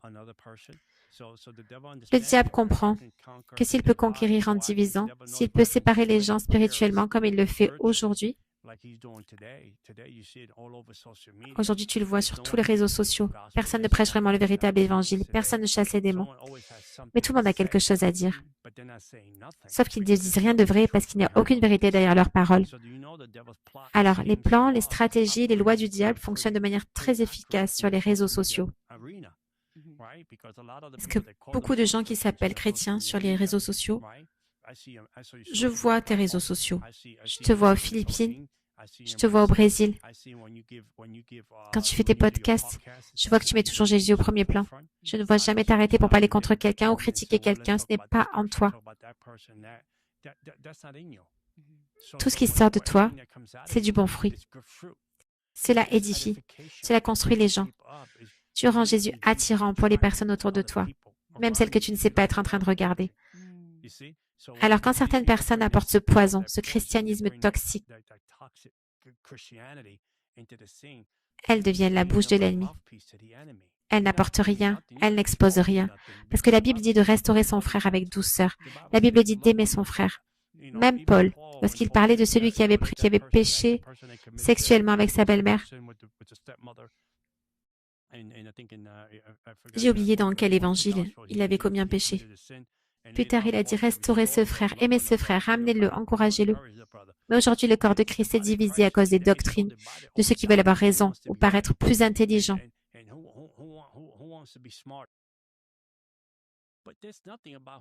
Mais peu de gens demandent qui veut porter l'onction, qui veut porter la croix, qui veut faire l'œuvre du Seigneur. Il y a des gens qui aiment les foules. Tu sais ce que j'aime dans ton ministère? Dieu te confie les foules parce que tu aimes les gens. Certaines personnes aiment les foules, mais elles détestent les gens. Tu vois la différence? Et c'est cela qui me choque et qui me brise le cœur. Il y avait plus d'unité dans le royaume démoniaque qu'ici. Là-bas, nous étions plus unis qu'ici. Ici, je ne peux même pas toujours faire confiance à une frère ou une sœur. Je ne sais jamais ce qu'ils vont dire ensuite. Ils vont se retourner contre toi. Tu ne peux même plus inviter quelqu'un chez toi simplement pour partager un moment de communion fraternelle. Pour être honnête, je ne fraternise presque avec personne. Je suis même surpris d'être ici dans ta maison. Mais nous devrions être plus unis, plus aimants, plus patients, les uns avec les autres. Jésus a supporté Judas pendant 3 ans, alors qu'il savait qu'il allait le trahir. Et lors du dernier repas, c'était l'amour qu'il lui montrait, de la compassion, pas du jugement. Exactement, pas du jugement. Même pendant le dernier souper, Jésus lui a encore laissé une chance de revenir en arrière. Et quand il a vu qu'il ne voulait pas revenir en arrière, il lui a dit, alors fais ce que tu dois faire. Et même ce soir-là, Jésus lui a lavé les pieds. Je veux dire, pense à ça. Aujourd'hui, on veut juste se lapider les uns les autres. C'est terrible. La critique. Et ensuite, on veut enrober ça en disant non, on expose. Non, tu n'exposes rien. Tu montres juste à quel point tu es insensé. Parce qu'au lieu d'utiliser ce temps pour glorifier Dieu et amener des gens, quand est-ce que pour la dernière fois tu as accompagné quelqu'un au baptistère? Quand est-ce que pour la dernière fois tu as invité quelqu'un à l'église pour qu'il soit sauvé? Moi aussi, j'ai des gens d'un peu partout qui font des vidéos sur moi en disant, ce John Ramirez, je pense qu'il est encore adorateur du diable. J'ai juste publié quelque chose sur Facebook pour ma fille, tu sais. Si quelqu'un connaît un recruteur, ma fille cherche à voir si elle peut travailler depuis chez elle. Et quelqu'un m'a envoyé un email. Oh, si ta fille avait la foi, toutes ces choses-là, tu ne devrais pas faire ça. Et tu dois le prendre avec du recul et continuer à les aimer. Oui. Et continuer à prier pour eux. Oui. Et continuer simplement. Je pense que la plus grande chose que j'ai apprise, ma sœur, c'est la maîtrise de soi. C'est la plus grande chose que j'ai apprise. Oui. Et je pense que tu en as beaucoup. Gloire à Dieu. Oui, parce que je ne t'ai pas vu bouger. Ta tête n'a pas bougé. Tes ongles ne sont pas tombés. Tes cheveux ne sont pas devenus blancs comme les miens. Tu as continué à faire ce que Dieu t'avait appelé à faire. Tu as continué à avancer. Tu ne t'es jamais arrêté. Et tu n'as jamais donné aux critiques l'attention qu'ils recherchaient. Tu n'as pas eu besoin de te défendre. Tu me fais penser à Joseph. Joseph a été faussement accusé de beaucoup de choses, n'est-ce pas? Oui. Et à la fin, quand il est devenu le second après Pharaon en Égypte, il aurait pu aller sur les réseaux sociaux et dire, maintenant je t'ai eu, je suis numéro 2 du pays, maintenant je peux m'en prendre à toi. Tu vois, la femme de Potiphar, mais il n'a rien dit.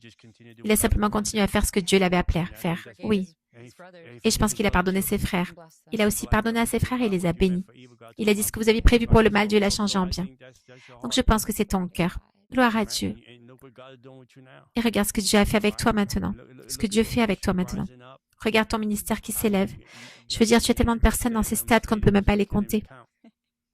Et puis il y a toi, toute petite là-bas devant. Toute petite. Et l'endroit ressemble à un stade où on a un match de football. On dirait le Super Bowl. Une chose dont je n'avais pas confiance avant d'entrer dans le ministère, c'est à quel point l'orgueil et la jalousie sont répandus parmi les croyants. Et malheureusement, aussi parmi les leaders, les ministères. Peux-tu partager ce que tu sais de la stratégie du diable pour influencer les gens et les amener à accepter l'orgueil et la jalousie? Ce que le diable sait très bien faire, c'est détourner les yeux d'une personne. Imaginons, moi je cours ma course, je suis dans mon couloir.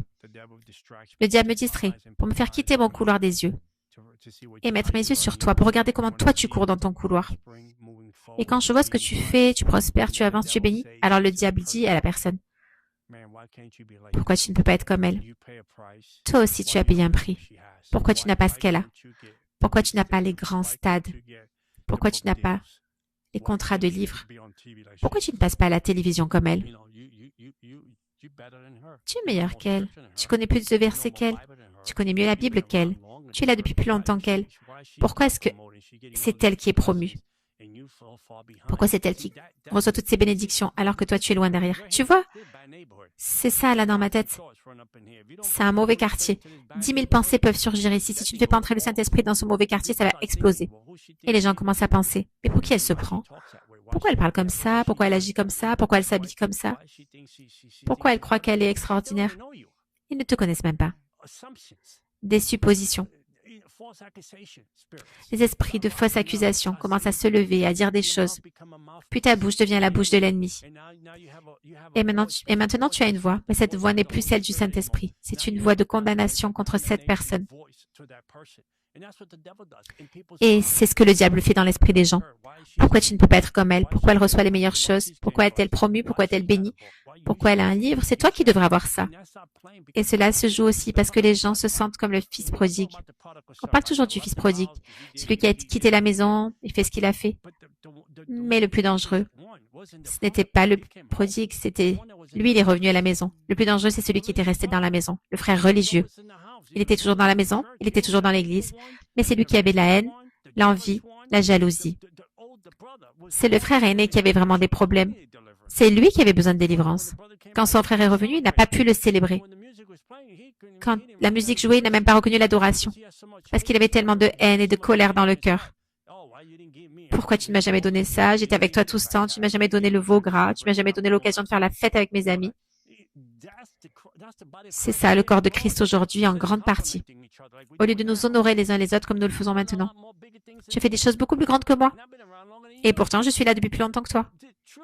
Soyons honnêtes. Est-ce que je suis en colère? Non, je suis heureux, je te célèbre. J'ai mes pompons. Je ne vais pas mettre une robe, mais je prends mes pompons et je t'encourage. Parce que c'est ce que je suis censé faire. Nous sommes dans la même équipe, je t'encourage. Vas-y Catherine, continue. Écrase ce diable, fais ce que tu dois faire. Rends Jésus-Christ fier de t'avoir choisi. Moi, je t'encourage. Et je pourrais dire, Seigneur, j'ai été l'un des premiers ministères de délivrance. Pourquoi je ne fais pas cela, moi? Pourquoi je ne suis pas dans des stades? Je pourrais dire ces choses, n'est-ce pas? Mais non, pourquoi voudrais-je prononcer ce poison, cette saleté, cette eau sale? Non, je ne vais pas faire ça. Je suis ici pour te célébrer, passer du temps avec toi. Écoute, tu ne m'aurais jamais invité chez toi, à être ici avec toi aujourd'hui, si tu ne savais pas que j'étais sincère et authentique. Et cela se voit parce que l'Esprit rend témoignage. Donc aujourd'hui, il s'agit de nous honorer les uns les autres, mais au lieu de cela, nous sommes en compétition les uns avec les autres. Qui peut faire plus, qui peut amener plus de gens, qui peut mieux parler, qui peut parler davantage en langue, qui a une plus grande onction, qui a un plus grand appel. C'est ce que les ministères font aujourd'hui. La grâce dans leur vie est tombée. Alors maintenant, ils sont en colère parce qu'ils te voient briller. Et c'est ce que le diable fait. Le diable rappelle aux gens, dans leur esprit et dans leur cœur, les endroits où ils peuvent être blessés. Pourquoi tu n'es pas comme elle? Pourquoi tu ne fais pas ce qu'elle fait? Pourquoi tu es tellement en retard? Écoute, je te fais tellement confiance que je t'ai même appelé pour prier pour ma mère. Ma mère était pratiquement sur son lit de mort. Je t'ai appelé, n'est-ce pas? Et les gens ont dit, pourquoi tu l'appellerais elle? Elle n'est pas apôtre. Mais toi non plus, tu n'es pas chrétien. Tu es Christian Dior. Voilà ce que tu es. Tu as un sac à main. Moi, j'ai pris le risque de t'appeler. Certains auraient dit, appelle plutôt tel ou tel homme. Mais moi, je t'ai appelé parce que je faisais confiance à l'onction en toi. Je me suis dit, je vais appeler ma sœur, qu'elle prie pour ma mère. Et je vais faire confiance à Dieu. Et Dieu a fait les choses à sa manière. Cela ne veut pas dire que je n'ai pas prié pour ma mère. J'ai prié pour ma mère. Je l'ai ointe, je lui ai imposé les mains. Et Dieu a fait les choses à sa manière. Elle est guérie de toute façon, elle est au ciel. Tu vois, c'est comme cela que le corps de Christ est censé fonctionner. Pas en se défiant les uns les autres. Pas avec envie, pas avec haine. C'est pour cela que le diable a toujours cela. Quand nous fonctionnons dans la colère, le ressentiment, le sentiment d'avoir droit à quelque chose, nous nous comportons comme les enfants du diable. Ce sont des esprits, ma sœur. Si tu leur donnes le petit doigt, ils te prennent le bras. Ils réarrangent les meubles dans ton cerveau et disent « Pourquoi ne peux-tu pas être comme elle? Qu'est-ce qu'elle a que toi tu n'as pas ?» Mais ils ne se souviennent pas de la souffrance, des 5 personnes que tu avais dans ton église, du fait qu'il n'y avait pas assez d'argent. Tu étais dehors dans le parc. Ils ne se souviennent pas de cela. Ils voient ce qu'il y a maintenant, mais ils ne voient pas le processus. Oui, et le sacrifice qui est invisible. Le sacrifice invisible, oui. Ils ne voient pas cela. Ils voient juste ce qui est en face d'eux maintenant. Tu as ton 3e livre qui sort, n'est-ce pas? Tu vas faire une tournée de dédicace la plus longue jamais faite. Et moi, je peux me dire, moi, je n'ai jamais fait une journée de tournée de dédicace. Je suis déjà au bout de mes limites, rien qu'avec l'idée d'une journée de tournée. Et toi, tu pars pour plusieurs mois, tu vois? Mais moi, je vais t'encourager. Et si tu as besoin de stylo en plus, de davantage d'encre, fais-moi signe, je t'en enverrai. C'est comme cela que le corps de Christ est censé fonctionner. Et ma sœur, Dieu nous a appelés à cela. Paul avait une onction différente. Paul avait un appel différent. Pierre en avait un également. Les apôtres avaient chacun le leur. Et toi, tu es une véritable apôtre. Tu fais ce que Dieu t'a appelé à faire. Les gens veulent toujours démolir les choses parce que cela les fait se sentir bien, cela les fait se sentir importants. Mais à l'intérieur, ils sont vides et brisés. Au lieu que le Saint-Esprit les remplisse, au lieu d'être en compétition, nous devrions nous honorer les uns les autres. Amen. Que les yeux s'ouvrent et que la crainte de Dieu vienne. Oui, parce que c'est comme se tirer une balle dans le pied, c'est cela qui m'attriste. Des gens qui acceptent d'être utilisés par l'ennemi. Oui, et cela bascule. C'est là que cela se transforme en esprit religieux. Oui, oui. Les pharisiens étaient comme ça. Les sadducéens aussi avec Jésus. Cela bascule en esprit religieux. Et tant que cet esprit religieux occupe la place du Saint-Esprit, tu resteras toujours le frère en colère dans la maison de Dieu. Tu ne seras jamais utilisé à la capacité et à la grandeur que Dieu avait prévue pour toi. Tu ne connaîtras jamais cela parce que tu es en train de regarder par la fenêtre la bénédiction de quelqu'un d'autre, alors que tu devrais cultiver la tienne et honorer celle de l'autre. C'est comme cela dans le corps de Christ aujourd'hui. Oui, cela se répand comme un feu incontrôlable. Si tu regardes aujourd'hui YouTube, Instagram, tout ça, ça ne s'arrête pas. Oui. Maintenant, tu es hispanique et j'ai une histoire pour toi. Je ne sais pas si tu la connais. L'un des plus grands jours de ma vie, l'un des jours les plus importants de ma vie, s'est passé dans une église hispanique à Los Angeles. C'est vrai. Je ne me souviens plus du tout du nom de la ville. Je crois que c'était vers Orange County, probablement au sud de Los Angeles. C'était en septembre 2016. Le prophète Joe Davy, qui est aujourd'hui mon père spirituel, y exerçait le ministère quand je l'ai rencontré pour la première fois. J'avais entendu dire c'est une conférence prophétique de guérison. Un prophète va exercer le ministère. Et je me suis dit, j'y vais, c'est sûr, parce que j'avais tellement soif. Je venais d'être baptisée dans le Saint-Esprit. Je venais d'abandonner toute ma vie à Jésus pour la première fois. Mes yeux venaient de s'ouvrir pour la première fois à la puissance de Dieu. Au fait que Dieu agit avec puissance, qu'il guérit les malades, qu'il chasse les démons. Et qu'il agit aujourd'hui et qu'il parle aujourd'hui à travers les prophètes et dans le prophétique. Amen. J'avais tellement soif. Alors je me suis dit, j'y vais, c'est sûr. En fait, il m'a fallu 3 tentatives pour y arriver. Le diable a vraiment tout fait pour m'empêcher d'aller à cette réunion. J'ai entré l'adresse dans mon GPS et il m'a emmené à un endroit complètement différent. Pourtant, je sais que j'avais bien mis la bonne adresse. Alors, j'ai remis l'adresse. Cette fois, il m'a emmené à une église, mais pas la bonne. Alors, j'ai entré l'adresse une 3e fois et là, il m'a emmené au bon endroit, à l'événement. Cela ne m'était jamais arrivé auparavant dans ma vie et ça ne m'est jamais arrivé depuis. Waouh! L'ennemi savait quelle onction portait mon père spirituel, le prophète Joe Davy. Et il savait que ma vie allait être transformée d'une manière ou d'une autre. Tu allais être transformée, oui, profondément. Donc, c'est là que j'ai reçu la prophétie. J'ai reçu la prophétie sur ma vie, que j'étais appelée à être apôtre, à atteindre les nations. J'ai vu cette vidéo. C'était donc une église hispanique et toute la louange était en espagnol. J'ai fait 3 ans d'espagnol au lycée, donc je connaissais un petit peu. Vraiment? Oui, donc j'adorais Dieu en espagnol, complètement en espagnol. Et me voilà, une femme blanche, venant du nord de l'État de New York, d'une toute petite ville de 1200 habitants, sans réseau téléphonique, une petite ville de campagne.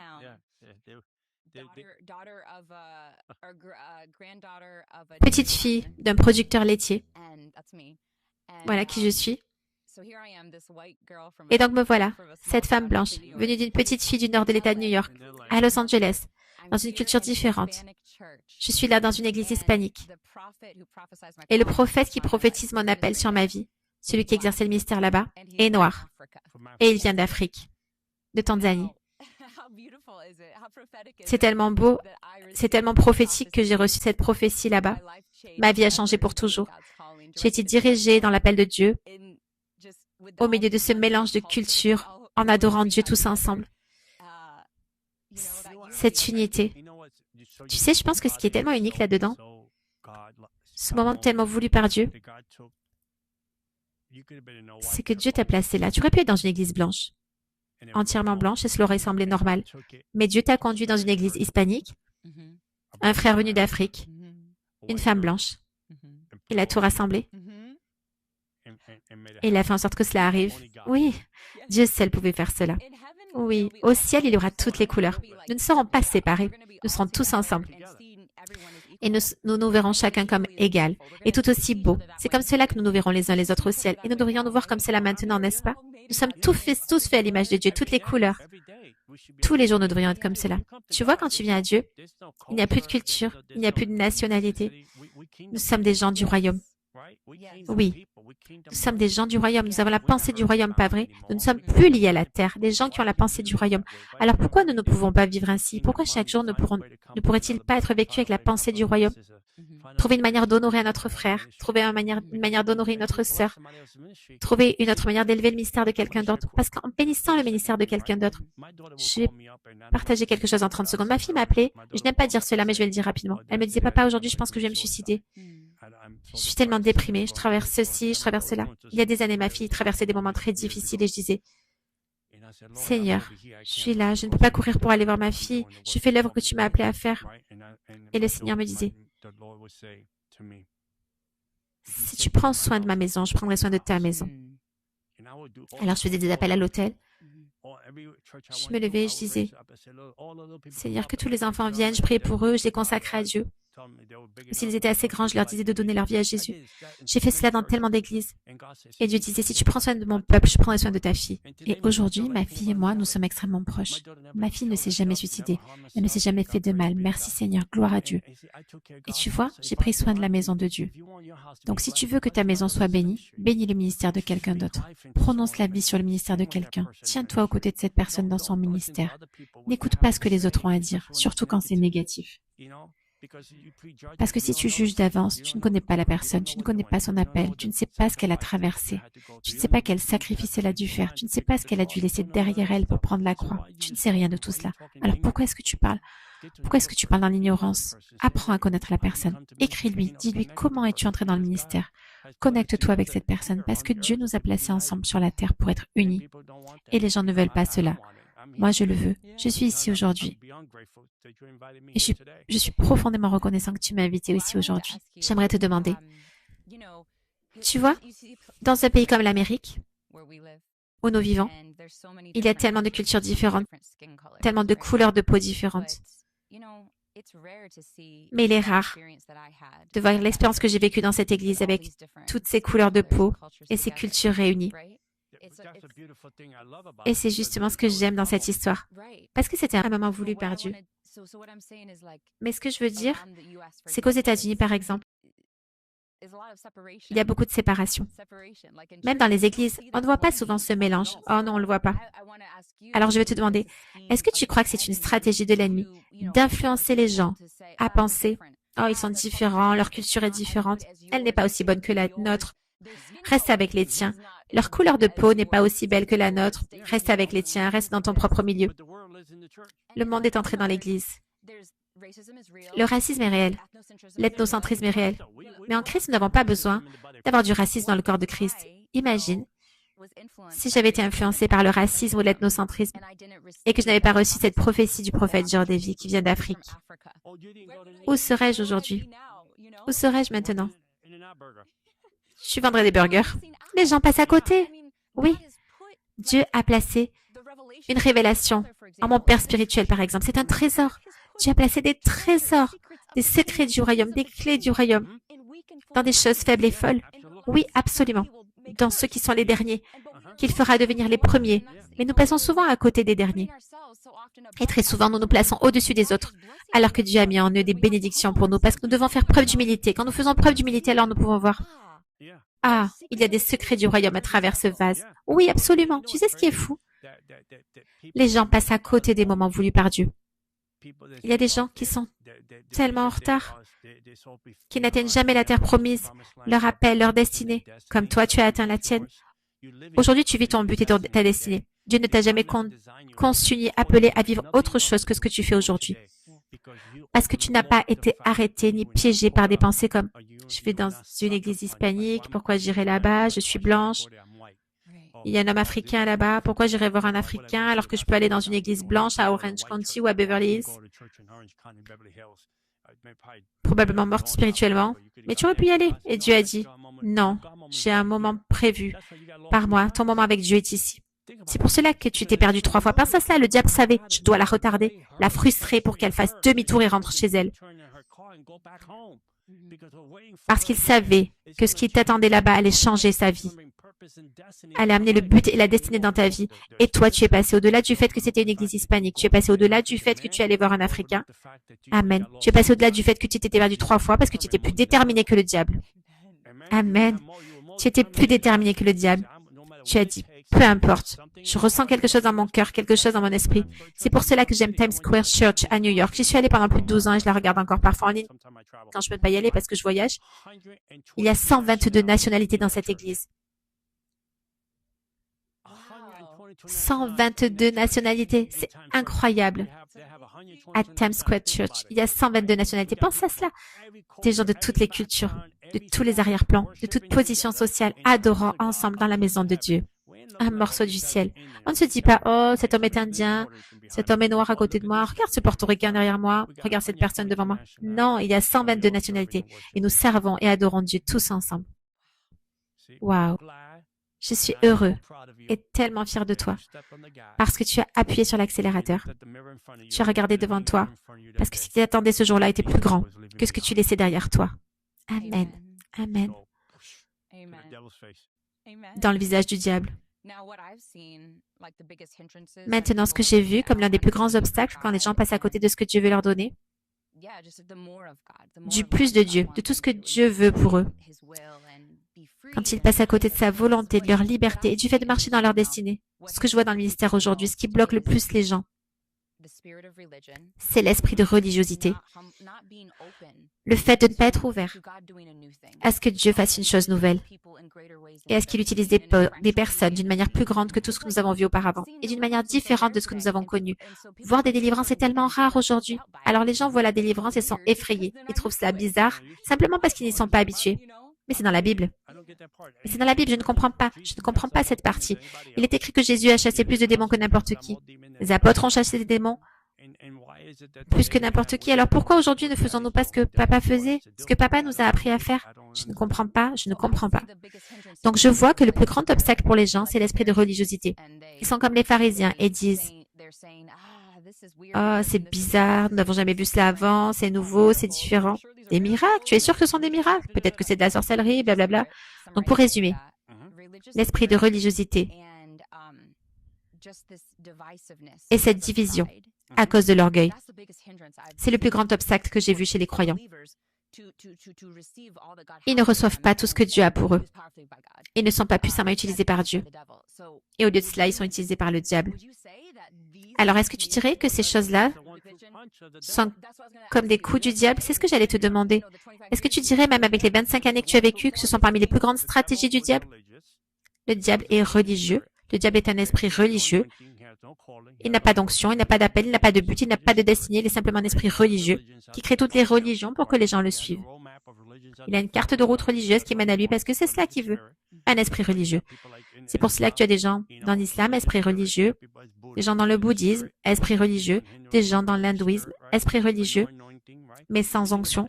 Pense à cela. Toutes ces religions peuvent être acceptées, mais la seule religion qu'on cloue à la croix partout où nous allons, c'est le christianisme. Pourquoi? Parce que c'est là que vit le vrai Dieu. C'est là que vit l'onction. Et ensuite, l'esprit d'orgueil. Beaucoup de gens portent simplement l'orgueil. Ils veulent être orgueilleux. Ils ont cet esprit de droit comme s'ils pensaient que Dieu leur devait quelque chose. Ou qu'ils devaient être ceci, ou qu'ils méritent cela.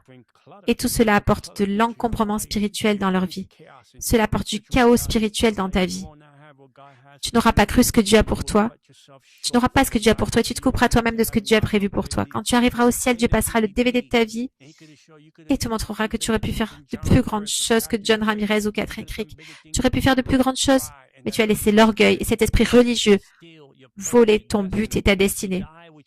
Tu meurs avec ton bébé à l'intérieur de toi. Tu meurs avec ton but à l'intérieur de toi, ta destinée à l'intérieur de toi, parce que tu as refusé de lâcher les choses que tu devais lâcher. Et le non-pardon aussi. Combien de personnes gardent du non-pardon pendant des années et des années? Je ne peux pas pardonner. Mais la personne est morte il y a 10 ans, laisse-la partir. Tout cela vient de la pensée du diable. Le diable est un stratège. Il déplace les pièces sur l'échiquier du christianisme pour empêcher les gens d'entrer dans le meilleur de Dieu pour leur vie. Et les gens se justifient. Ils justifient leur manière d'être. C'est comme ça que je fais les choses. C'est comme ça que je suis. C'est comme ça que je fonctionne. Et Dieu dit non, non, non. Regarde ce que dit ma Bible. La Bible est un miroir. Regarde-toi dans le miroir de la parole de Dieu. Ainsi tu verras à quel point tu en es loin. Et c'est pour cela que tu peux faire ce que tu fais. Parce que tu ne portes pas cela. Tu ne portes pas ce stigmate. Tu n'es pas le diable vivre là. Christ vit ici, il vit ici, et c'est pour cela que tu peux avancer et fonctionner sous l'onction que Dieu t'a donnée. Parce que si tu étais ce genre de personne, tu ne serais jamais celle que tu es aujourd'hui. Gloire à Dieu. C'est comme ça. Quand on parle de ces vidéos d'exposition qui circulent aujourd'hui, bien sûr, nous voyons qu'il y a parfois des abus dans l'Église.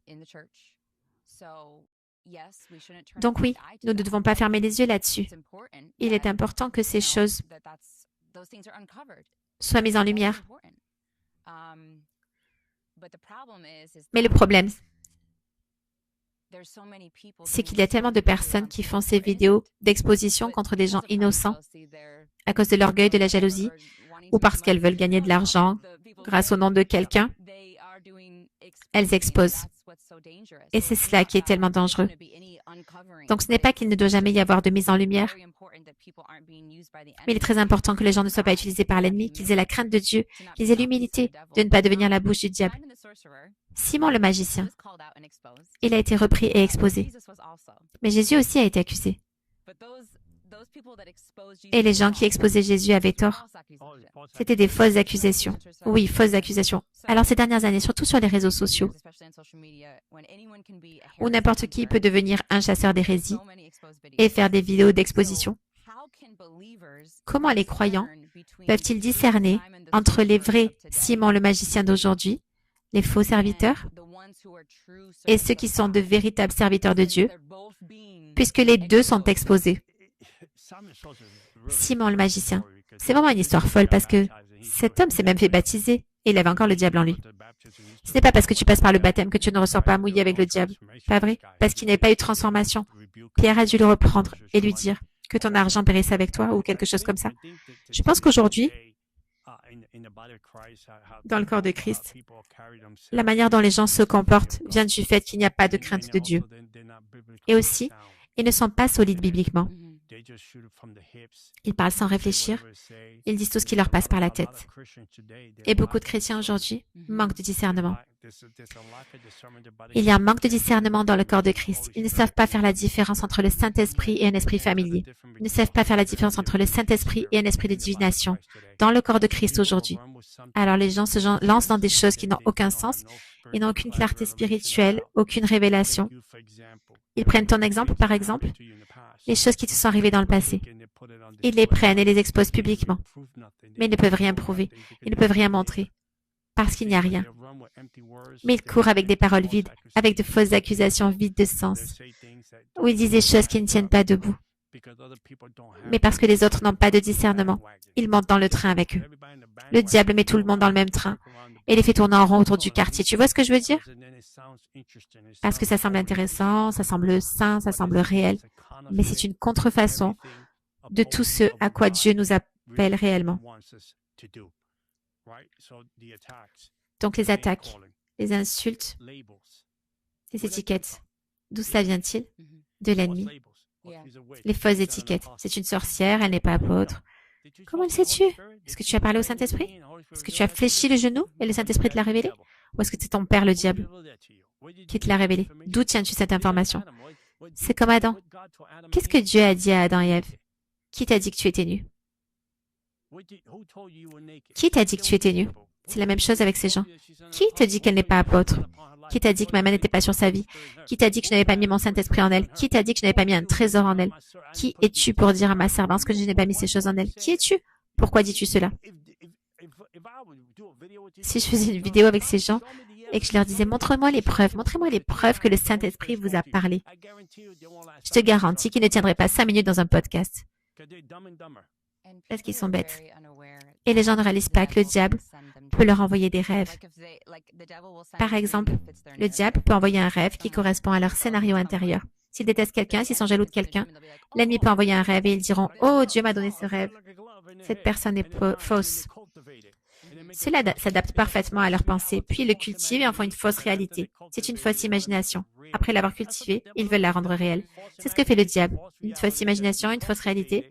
Et si tu la cultives avec tes mensonges et tes tromperies, tu en fais une réalité. Puis tu la donnes à d'autres personnes et tu attires les gens autour de toi. C'est comme si j'avais une église de 10 000 personnes avec une personne qui aime les commérages ici et une autre là-bas. Si elles ne se repentent pas, crois-moi, dans 6 mois, elles vont se trouver. Elles iront déjeuner ensemble et elles feront des commérages. C'est ce qu'ils font dans le corps de Christ. Ils se trouvent entre eux. Ils sont apparentés les uns aux autres. Ils ne sont pas apparentés à l'esprit, mais ils sont apparentés entre eux. Puis ils cultivent une fausse réalité, une fausse imagination à ton sujet. Ils disent des choses sur toi, sur moi. Non, je me fiche de ce qu'on dit de moi. Écoute, le soleil se lèvera demain. Ce sera un autre jour. Nous ne vivons pas selon l'opinion des gens. Nous vivons selon la vérité de Dieu. Mais c'est ce qu'ils font. Et cela me fait mal parce que selon la Bible, tu es censé être mon frère. J'avais plus de communion fraternelle et plus d'unité avec les adorateurs du diable qu'avec toi qui appartiens au corps du Christ. Une chose que beaucoup de gens ne réalisent pas, ce sont les stratégies des démons pour jouer avec les gens. Quand tu portes une vraie onction et une vraie autorité et que tu ordonnes aux démons de partir, ils ne peuvent pas jouer. Ils doivent obéir. Ils doivent obéir. Oui. J'ai déjà vu cela se produire. Quelqu'un voulait amener des démons à confesser qu'un véritable serviteur de Dieu avait en réalité placé ces démons dans la personne. Alors il demande, qui t'a mis là? Comment es-tu entré? Et le démon répond quelque chose comme, c'est ce serviteur de Dieu qui m'a mis là. Mais c'est parce que les démons jouent avec eux. Ils savent ce qui se passe. Ils savent, ils essaient de me pousser à dire cela. Mais tu sais ce que les démons font à ces gens? Ils jouent avec eux quand ils n'ont pas d'onction. C'est exactement ce que je dis. Ils peuvent jouer à toutes sortes de jeux. À toutes sortes de jeux. Les démons vont se jouer de toi comme d'un insensé parce qu'ils savent que tu ne portes ni onction, ni autorité pour secouer leur cage. Ils diront n'importe quoi. C'est comme quand un démon vient et dit « Je suis légion ». Non, tu n'es pas légion. Parce que les légions désignent un secteur de l'armée romaine, entre 2000 et 6000 soldats. Et les gens interviewent les démons. J'ai vu des gens demander « Quel est ton nom? Depuis combien de temps tu es là? D'où viens-tu » Et si tu as le Saint-Esprit, tu ne poses pas 1000 questions. Chasse-les, tout simplement. Fais comme Catherine, 1, 2, 3, sors au suivant. Oui. Une fois, quand je grandissais encore dans l'autorité, parce qu'on grandit en autorité, en onction, les démons me testaient au début. Mais c'était pas grave, ils me testaient. Puis ça s'est arrêté. Gloire à Dieu. Parce qu'ils ont dû respecter davantage l'autorité qu'ils grandissaient. Ils doivent se soumettre à l'autorité. Une fois, j'ai exercé le ministère, et un démon a commencé à parler à travers une petite fille. Il a dit, « Tu dois demander aux anges de t'aider. » C'était un démon qui parlait à travers la petite fille. Oui. Ils essaient de te piéger, de semer la confusion. Ils essaient de te faire sortir de l'onction et de ce que Dieu t'a appelé à faire. Quand des démons viennent vers moi et me disent, « Je te connais, John Ramirez, tu travaillais pour nous. » Ils utilisent cela comme une diversion pour me détourner de ce que je suis en train de faire en Christ. Il veut m'amener à dire, vraiment, tu me connais, d'où me connais-tu, qui es-tu, comment on se connaît? Mais je m'en fiche qu'il m'ait connu, je ne suis plus là-bas. Ils doivent simplement sortir. Ma sœur, personne, et je le dis en me mettant aussi dans la comparaison, personne ne chasse les démons plus vite et plus facilement que toi.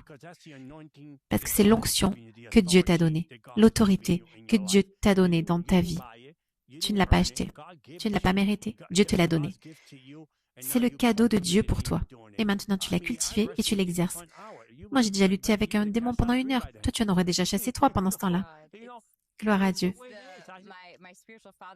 Et c'est comme mon père spirituel, comme Élie, qui porte une onction puissante, une onction qui a été transmise. Je crois qu'il n'a fait qu'allumer la flamme. Il a simplement allumé la bougie que tu avais déjà. Tu vois ce que je veux dire? Les démons comprennent une chose. Ils savent ce qui est réel. Ils savent ce qui est une véritable autorité. Ils savent qui porte la véritable onction. Les démons ne sont pas stupides. Ils savent avec qui ils peuvent jouer. Ils savent qui ils peuvent convaincre. J'ai été face à des démons qui disaient « Tu ne peux pas me faire sortir. Je ne partirai jamais. Tu n'as aucun pouvoir. Tu n'as aucune onction. » C'est leur stratégie. Essayer de m'amener à douter de moi-même. La peur peut venir sur moi et me faire penser « Waouh, je vais être humilié si je n'arrive pas à le chasser. Les gens vont me regarder, dire « Il n'a pas d'onction, il n'a pas d'autorité. Regarde ce que dit le démon. » Cela peut semer la confusion dans la foule. Cela peut mettre la peur et le doute en moi. Mais je n'entre pas dans ce jeu parce que je sais ce que Dieu m'a donné et ce qu'il m'a appelé à faire. Et je sais que la personne devant moi, c'est un moment de Dieu pour elle. Donc quand tu portes cette onction, quoi que tu dises, selon ce que le Saint-Esprit te dit de dire, de la manière dont il te dit de le dire, de le faire, cela va arriver. Parce que tu portes cette autorité, tu portes cette onction, tu portes la puissance du ciel en toi et à travers toi. Un démon peut jouer avec d'autres personnes, mais lorsqu'ils entrent sur le champ de bataille avec toi, ils ne peuvent pas. Ils comprennent. Je dois me soumettre à ce qui est en face de moi. Ils se soumettaient à Jésus à chaque fois. Même quand tu te souviens, les disciples n'arrivaient pas à chasser ce démon-là. Ils n'arrivaient pas à le chasser. Et l'homme a dit, on l'a amené à eux, mais ils n'ont pas pu. Alors Jésus a simplement dit, amenez-le-moi. Et qu'est-ce que le démon savait? Le démon a jeté cet enfant au sol, la tête en bas. Il donnait l'apparence d'un enfant mort, il avait le noyé, toutes sortes de choses. Le démon faisait un spectacle pour intimider Jésus, pour dire, regarde ce qu'on fait, nous on est puissants. Ou encore, combien de fois quand Jésus a traversé le lac vers cet homme dans Marc chapitre 5 et que le démon a dit, nous sommes légions. Tu sais ce qu'ils essayent de faire? Intimider Jésus. Nous sommes des milliers ici. Tu ne veux pas te mesurer à nous. Et Jésus disait en quelque sorte, vous ne savez pas qui je suis, si je peux en chasser un, je peux en chasser 2000. Jésus avait autorité sur 2000, 6000 démons, comme sur un seul démon. Et c'est cette même autorité que toi et moi portons, n'est-ce pas? Parce que le diable connaît l'autorité. Il comprend l'onction. Le diable sait cela. Et il sait qu'il ne peut pas lutter contre l'onction et l'autorité du nom de Jésus-Christ. Exactement. Amen. Quand mes yeux se sont ouverts pour la première fois à la délivrance et que j'ai commencé à voir tellement de personnes être libérées, alors j'ai commencé à réaliser, waouh, les addictions, la dépression, l'anxiété, beaucoup de maladies mentales, l'insomnie. La liste continue. Il y a des démons derrière tout ça. Ce sont des esprits démoniaques. Et combien de chrétiens aujourd'hui sont oppressés par des démons? Combien de chrétiens aujourd'hui, dans des méga churches, sont encore assis là, oppressés par des démons? Alors naïvement, je pensais que tant de ministères, tant de leaders dans le corps de Christ seraient tellement heureux de voir la délivrance prendre place. Oh non, ils ne le sont pas. Que les gens de leur église puissent être libres, ou que même puissent recevoir l'onction et chasser les démons dans leurs églises, s'ils faisaient preuve d'humilité. Mais ce n'est pas vraiment le cas. Non, eux, ils veulent te lapider. Qu'est-ce que le diable pense de la délivrance? Quel est son plan? La délivrance est une vraie menace. La délivrance est une vraie menace. Le diable ne veut pas cela dans la maison de Dieu. Le diable veut que tu retournes chez CVS ou Walgreens chercher ton renouvellement d'ordonnance. Il veut que tu restes sous cet esprit de pharmakeia parce que si les pilules et les médicaments étaient vraiment efficaces contre ce démon, contre cette chose qui te tourmente, cette oppression, cette dépression, cette anxiété que tu traverses, et que tu retournes à la pharmacie tous les 30 jours pour renouveler ton traitement. Alors ces médicaments ne fonctionnent pas. Cela veut dire qu'il faut chasser ce démon. Tu ne peux pas médicamenter un démon. Et beaucoup d'églises aujourd'hui, surtout les méga churches, ne vont pas t'inviter en disant viens. Est-ce qu'elles vont voir cette onction? Elles vont voir les démons être chassés? Elles vont voir cette autorité?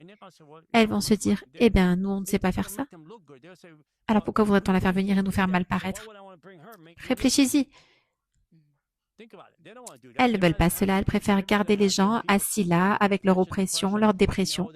Et tout ce qu'elles vont dire, c'est prie, jeûne, prie, jeûne. Oui, le jeûne est bon, la prière est bonne. Mais parfois, il faut aller plus loin que cela. Parfois, il faut avoir l'autorité et faire venir quelqu'un qui porte cela. C'est comme faire venir un spécialiste. Tu dois faire venir des forces spéciales spirituelles dans ton église pour commencer à abattre des démons. Il ne veut pas cela. Pourquoi? Parce qu'il préfère garder les gens oppressés, déprimés. Il préfère voir les gens sous médicaments. Il préfère voir les gens traverser des traumatismes, de l'anxiété ou n'importe quelle oppression démoniaque. Il préfère les garder assis, ainsi, sur des bancs, plutôt que de les voir réellement libérés. C'est triste. Eh bien, je crois qu'un grand changement est en train d'arriver dans le corps de Christ en ce moment. Le réveil est en train d'avoir lieu. Et ce que Dieu est en train de faire dans ce réveil, c'est qu'il est en train de purifier, de ranimer, de transformer et d'embellir l'épouse de Christ. Et les choses laides dont nous parlons en ce moment, ce sont justement les principales choses qui doivent être embellies. Et je sais qu'il est justement en train de faire cela maintenant. Et je crois de tout mon cœur que cette conversation a apporté la crainte de Dieu. Elle a apporté la crainte de Dieu à ceux qui écoutent. Elle a ouvert les yeux. Amen. Je ressens tellement fortement que la crainte de Dieu est en train de venir. La crainte de Dieu est en train de venir sur ceux qui prenaient Dieu à la légère jusqu'à présent. Honnêtement, je pense que je te l'ai déjà dit plus tôt et je le redis ici dans ce podcast. Je dirais aux pasteurs et aux responsables, il n'y a pas de crainte de Dieu. Il y a du travail à faire. Voilà ce que je ferai. Contactez ma sœur. Elle n'a pas seulement l'onction, elle porte aussi l'autorité du ciel. Elle possède non seulement l'onction et l'autorité du ciel, mais aussi de dons que Dieu lui a donnés. Je crois que ma sœur prendrait du temps dans son emploi du temps pour rassembler des pasteurs et des responsables sous un même toit et vous former à la délivrance et au combat spirituel. Elle vous formera, elle vous équipera et elle vous aidera à porter cette onction que vous devez porter pour aider votre Église et les membres de votre Église. Croyez-moi, si vous avez cela dans votre Église, vous ne verrez pas de diminution, vous verrez une croissance dans le corps de Christ. Vous verrez un mouvement de Dieu plus grand dans votre Église que vous n'en avez jamais vu auparavant. Et je crois que Dieu a appelé des vases d'honneur, différents vases d'honneur, pour accomplir ce genre d'œuvre et porter cette onction, cette autorité dans votre Église. Je disais seulement justement à ma sœur, avant que nous commencions le podcast, que je la vois former des responsables pour le temps de la fin, pour les temps de la fin, pour la dernière bataille, pour le dernier combat spirituel, afin de libérer les captifs. Parce que la dernière chose que je veux partager avec vous, c'est ceci. Quand le réveil arrive, et écoutez-moi responsable, quand le réveil arrivera et qu'il touchera les nations, les gens commenceront à être sauvés. Des membres de gangs, des toxicos, des prostituées, toutes sortes de personnes brisées, rejetées par le monde vont être sauvées. Le salut va venir, mais ils auront aussi besoin de délivrance. Et si votre Église n'est pas prête pour la délivrance, écoutez-moi bien, Dieu passera à votre Église. Dieu a besoin de personnes préparées. Certaines choses peuvent tomber instantanément de quelqu'un, comme ça a été le cas pour moi après 25 ans d'adoration du diable. Il y a des choses qui sont parties immédiatement, mais il y en avait d'autres qui ont nécessité un cheminement, un travail de Dieu dans ma vie. Pas seulement pour le salut, mais aussi pour la délivrance. Dieu a travaillé ces choses dans ma vie pour m'amener là où je suis aujourd'hui. Alors je crois que ma sœur ici présente, l'apôtre Catherine Crick, pourrait former votre Église. Elle pourrait enseigner à vos mains à combattre spirituellement, à mener la guerre spirituelle. Elle pourrait préparer votre Église, ainsi quand les temps de la fin arriveront, et que toutes ces personnes viendront dans vos églises. Chaque Église, dans chaque État, dans chaque nation, pourra avoir une équipe de délivrance puissante qui libérera les captifs et rendra Jésus-Christ fier. Amen. Gloire à Dieu. Je veux vraiment te remercier, John. Merci. Honnêtement, j'ai expérimenté l'amour de Dieu à travers toi. Amen. À un moment, j'en avais profondément besoin. Je n'oublierai jamais. C'était la première semaine de février 2022. J'étais à l'hôtel Omni à Louisville, dans le Kentucky, sur le point de prêcher pendant 3 jours d'affilée, quand la plus grande attaque que j'ai jamais vécue est arrivée. Je n'aurais jamais imaginé que de fausses accusations pareilles puissent arriver. De grandes fausses accusations, exposées publiquement, à une telle échelle, et je pleurais. C'était probablement la chose la plus douloureuse que j'ai jamais traversée. Et l'une des manières dont Dieu m'a encouragée, et mon père spirituel m'a énormément encouragée aussi ce jour-là, c'est qu'un peu après, peut-être ce jour-là même, le jour même ou le lendemain, j'ai vu cette vidéo où tu parlais avec un frère en Christ. Tu parlais simplement de ce qui se passait. Et je crois que tu venais juste d'entendre parler de moi récemment. Oui, je venais juste de découvrir ton ministère. Et tu as simplement dit la vérité. Tu as parlé d'unité et d'amour. Exactement ce dont le corps de Christ avait besoin, ce dont moi j'avais besoin. Et cela m'a tellement encouragée, parce que je me sentais tellement seule vis-à-vis du corps de Christ en Amérique, vis-à-vis des responsables, des leaders. Amen. Je me suis sentie seule comme jamais auparavant ce jour-là, à ce moment-là. Et je remercie Dieu d'avoir pu se servir de toi de cette manière. Merci d'avoir été un tel encouragement pour moi à ce moment-là. Je ne l'oublierai jamais. Amen. Et pas seulement ce jour-là, mais aussi durant les années qui ont suivi. Je me souviens même quand tu es venu dans mon église les jours de Noël. J'ai ressenti tellement d'encouragement à travers cela. J'aime ton ministère, j'aime qui tu es, je t'aime ma sœur en Christ. Tu es une apôtre, tu es une leader. Tu es un vase d'honneur pour le Seigneur Jésus-Christ. Et moi, je reconnais cela. Je connais la différence entre la qualité et la contrefaçon à bas prix. Je sais ce qui est authentique en Christ et je sais ce qui est faux. Et quand j'ai appris l'attaque qui avait lieu dans ta vie, le Seigneur m'a dit, lève-toi pour elle. C'est ma fille. Défends-la. Fais entendre ta voix. Peu importe ce que les gens autour de toi diront. Et j'ai entendu la voix du Seigneur. J'ai entendu le Saint-Esprit parler dans mon cœur. Je ne te connaissais pas personnellement, mais Jésus, lui, te connaissait. Cela me suffisait. Il te connaissait, il t'a appelé, il t'a choisi, il t'a oint, il a placé cet appel sur ta vie. Et cela me suffisait. Alors je me suis levée. Je suis venue visiter ton église et tu nous as montré tellement d'amour à ma femme et à moi.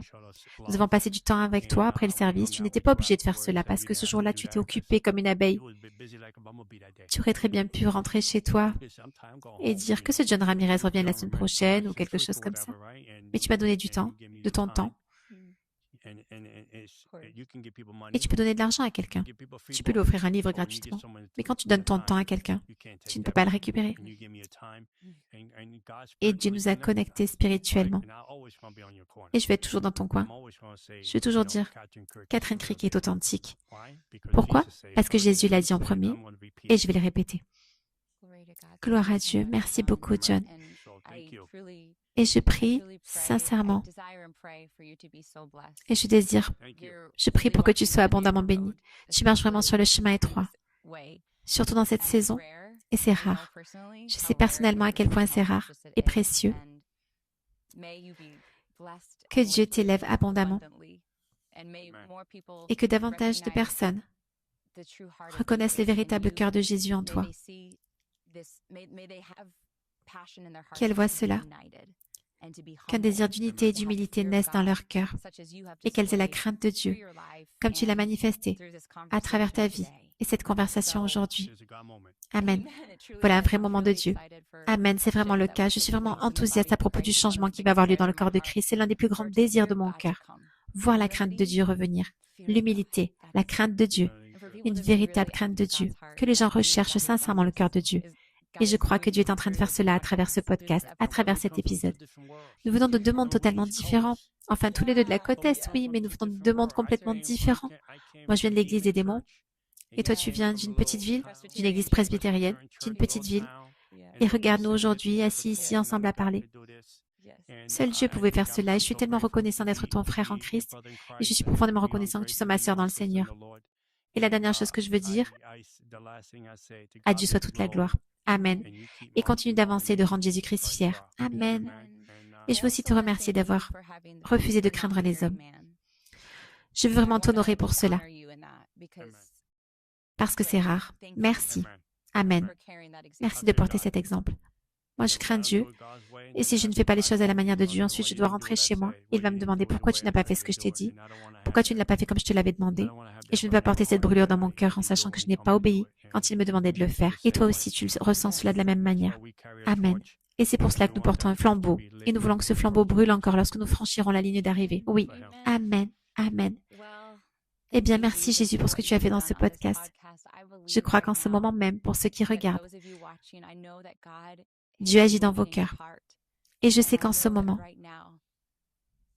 vous ressentez Dieu, vous entendez Dieu vous parler et vous convaincre concernant certaines choses que vous avez portées, l'orgueil, la jalousie, l'envie, la comparaison, le fait de ne pas fermer la porte à ces pensées de l'ennemi, à ces mensonges dirigés contre les autres, contre vos frères et sœurs. Alors je vais vous encourager maintenant à prendre un moment avec Jésus, à vous repentir et à renoncer à ces mensonges du diable. Chassez le diable dehors. Vous n'êtes pas obligé de garder ces mensonges dans vos pensées. Le choix vous appartient. Ne donnez plus accès au diable. Choisissez de craindre Dieu. Choisissez de donner toute votre vie à Jésus. Il élève les humbles. Il élève les humbles. C'est cela le vrai chemin vers l'élévation. Et Dieu veut vous utiliser puissamment. Il a de grands projets pour vous. Alors ne sabotez pas les plans de Dieu. Ne laissez pas le diable détourner les projets de Dieu pour votre vie. Je n'ai jamais regretté d'avoir fait preuve d'humilité. Je n'ai jamais regretté d'avoir choisi la voie de Dieu. Je n'ai jamais regretté d'avoir craint Dieu plus que les hommes. Jamais. Alors je veux vous encourager. La plus belle vie que vous puissiez vivre, c'est de tout abandonner à Dieu, de faire les choses à sa manière et de rechercher sincèrement son cœur. Alors je déclare que tous ces mensonges de l'ennemi soient exposés et que toutes ces forteresses dans vos pensées soient brisées maintenant au nom de Jésus. Que vos yeux s'ouvrent davantage à l'amour de Jésus. Que vous réalisiez à quel point il vous aime et quel grand projet il a pour vous. Au nom de Jésus. Que toute insécurité disparaisse, que toute condamnation parte au nom de Jésus. Merci Jésus. Que l'onction vous touche et vous remplisse. Et que vous soyez remplis d'une joie, d'une paix et d'une vie abondante. Au nom de Jésus. Amen. Amen. Merci Seigneur. Merci John, merci infiniment. Merci ma sœur. C'était puissant, j'ai l'impression d'avoir été sauvée une deuxième fois. Mon Dieu, je reçois une onction fraîche à travers cela. Gloire à Dieu. Tu annonces la vérité et la vérité vous rendra libre. Amen. Amen. Gloire à Dieu. Merci. Merci infiniment. C'était un tel honneur de t'avoir ici. Mais écoute, l'honneur est pour moi. Merci beaucoup. Waouh. Je me souviendrai de ce moment jusqu'au ciel. Gloire à Dieu, moi aussi. Le 1er mai. D'accord, eh bien tiens-moi au courant. Dis-moi quand ce sera publié pour que je puisse le partager sur mes réseaux sociaux et dire aux gens à quel point nous aimons Jésus. Et vous savez quoi? Je ne fais pas de favoritisme. Vous aussi, vous pouvez aimer Jésus de cette manière. Et de la même manière que Dieu se sert de Catherine et de moi, Dieu peut aussi se servir de vous. Et la prière qu'elle a faite pour vous venait de Dieu. C'est directement du ciel jusque dans nos cœurs, jusque dans votre maison. Amen. Amen. Gloire à Dieu. Merci beaucoup d'avoir regardé le podcast Le Réveil, c'est maintenant.